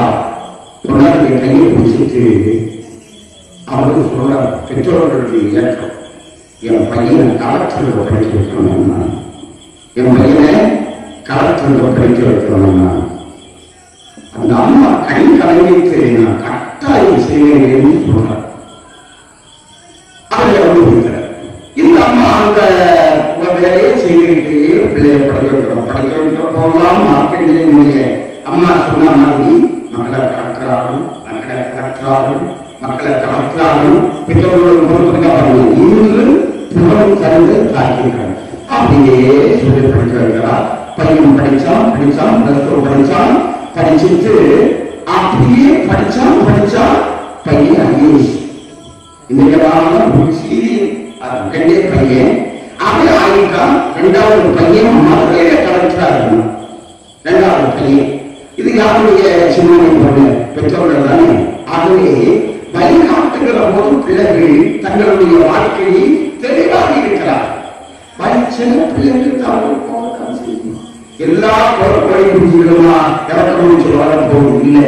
சிலது வாழும், சிலது வீழும். ஆனாலும் கூட நம்முடைய இளைஞர்கள் சொல்லிட்டே போறாங்க. சுந்தரம் பிடிச்சார்கள் இருக்கும் உலகத்தினுடைய தொழில்நுட்ப துறையில் 7 உலக நாடுகளில் 7 தலைவர்கள் தமிழர்களாக கொண்டிருக்கிறார். அவர் கல்விக்குழு எங்க போதோ இல்லையோ ஆசிரியர்கள் வழிகாட்டுகிறார்கள். நான் இன்னொரு சொல்லிட்டு போனேன். திருவள்ளூர்ல ஒரு அப்பா அம்மாவுக்கு 3 பிள்ளைகள், 3 பெண் பிள்ளைகள், 3 பெண் பிள்ளைகள். பெண் பிள்ளைகள் கஷ்டம் வளர்க்கிறாங்க, இயற்கை தானே. 3வது பிள்ளையும் பெண் பிள்ளையா பிறந்த உடனே அந்த அப்பா என்ன செய்தாருன்னா வேண்டாம்னு பேர் வச்சார். பிள்ளைக்கு வச்சாரு வேண்டாம்னு பேர் வச்சார். அப்பா வேண்டாம்னு பேர் வச்சுட்டார். வேண்டாம் பழைய 5 வயசுல அரசு பள்ளி வேண்டாம்னு பேர் வைக்கிறாங்க. ஆசிரியர்கள் எல்லாம் சொல்றாங்க, எம்மா இப்படி பேர் வைக்கிறாங்க, அப்படி வச்சா வேண்டாம். ஆசிரியர் பார்த்தா பெற்றோர்கள் வேண்டாம் பேர் வைப்பாங்களா? வேண்டாம் என்று சொல்லுவாங்களா? ஒரு நாளும் இருக்க வேண்டாம் இப்படிதான் சொல்லிருக்கணும். வேண்டாம் வைப்பாங்களா? ஆசிரியர்கள் பார்த்தார்கள் சொல்றாங்க. அந்த பிள்ளை அப்படி தட்டி தூக்கி எடுத்தாங்க.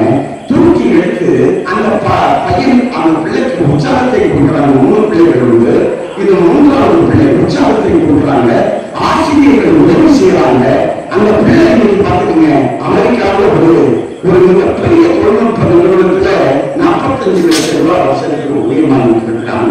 ஆகவே எல்லாத்தையும் நம்ம சிந்திச்சு பார்க்கிறப்போ பொருளாதாரம் அடையல, நம்முடைய கல்வி கொள்கையும் குற்றமில்லை, வாழ்நாள் வாழக்கூடியவர்களுக்கு சுற்றுச்சூழலும் நன்றாக இருக்கிறார். ஏன் பெற்றோர்கள் கைவிட்டாலும் கூட இந்த பிள்ளைகளை உயர்த்தி பிடிப்பதற்கு சமுதாயத்தில் சில பேர் இருக்கத்தான் செய்கிறார்கள். ஆன காரணத்தினாலே இன்றைய சமுதாய சூழ்நிலையில் நம்முடைய இளைஞர்கள் வாழ்வாங்கு வாழ்ந்து நற்பாதையில் சென்று கொண்டு இருக்கிறார்கள் என்பதுதான்.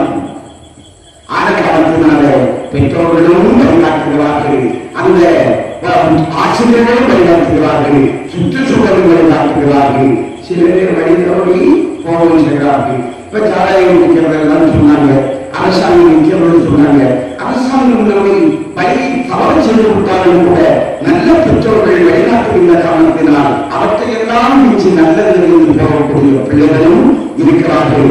பெரிய குடும்பத்தில் பிறந்து வழிதவறி போகக்கூடிய பிள்ளைகளும் இருக்கிறார்கள். ஆன காரணத்தினாலே நம்முடைய சமுதாய இன்றைய சமுதாய சூழ்நிலையில் நம்முடைய இளைஞர்கள் பாதை தவறி போகிறார்கள் என்பது குற்றம் என்று மட்டும் சொல்வதற்கு இல்லை, நல்லவழியாகவும் சென்று கொண்டிருக்கிறார்கள்.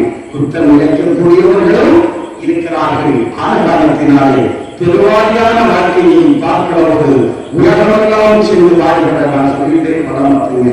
அமெரிக்காவில் வேலூர்ல இருந்து ஒரு பிள்ளை 32 வயசானது அமெரிக்கா பல்கலைக்கழகத்தினுடைய பேராசிரியராக இருந்து கொண்டு வான்வெளியை அளந்து வேலை சென்று கருமுறை இருப்பதாக கண்டறிந்திருக்கிறார்கள். நோபல் பரிசு கொடுத்திருக்கிறார்கள். கருமுறையை கண்டுபிடிக்கப்பட்டது மட்டுமல்ல, இன்றைய விஞ்ஞான உலகம் அதை தேடி சென்று பார்க்கிறது. 36,000 ஆண்டுகள் அதனுடைய ஒரு கதிர் பூமியிலே விழுவதற்காகும் என்று அந்த காட்சியை நிரூபித்திருக்கிறார்கள். ஆக இவற்றையெல்லாம் பார்க்கிற போது நம்முடைய கல்வி எங்கு செல்கிறதோ இல்லையோ நம்முடைய பிள்ளைகள் உயர்மாட்டத்தில் இருந்து கொண்டு வாழ்க்கையை செம்மைப்படுத்தி இருக்கிறார்கள். நாமும் அத்தகைய பிள்ளைகளை உருவாக்க வேண்டும் என்று சொல்லி தரமான பிள்ளைகள் உலகிற்கு வழிகாட்டுகிறார்கள். அந்த பிள்ளைகளை நாம் உருவாக்குவோம் என்று சொல்லி இந்த நல்ல நேரத்தில் வாய்ப்பு நன்றியை விளைவிக்கிறோம். நன்றி.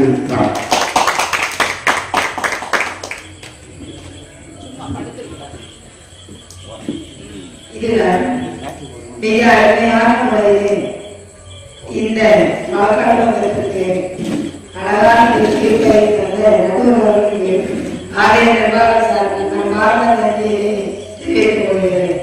அதோடு மிக முக்கியமான முறையில் தன்னுடைய வாழ்க்கையை வைத்து வழக்குக்கு மெருகு சேர்த்த வழக்குரையினர் மேற்கொள்ள ஹரிஸ் அவர்களுக்கு மரபார்ந்த நன்றியை ஆலய நிர்வாக சார்பில்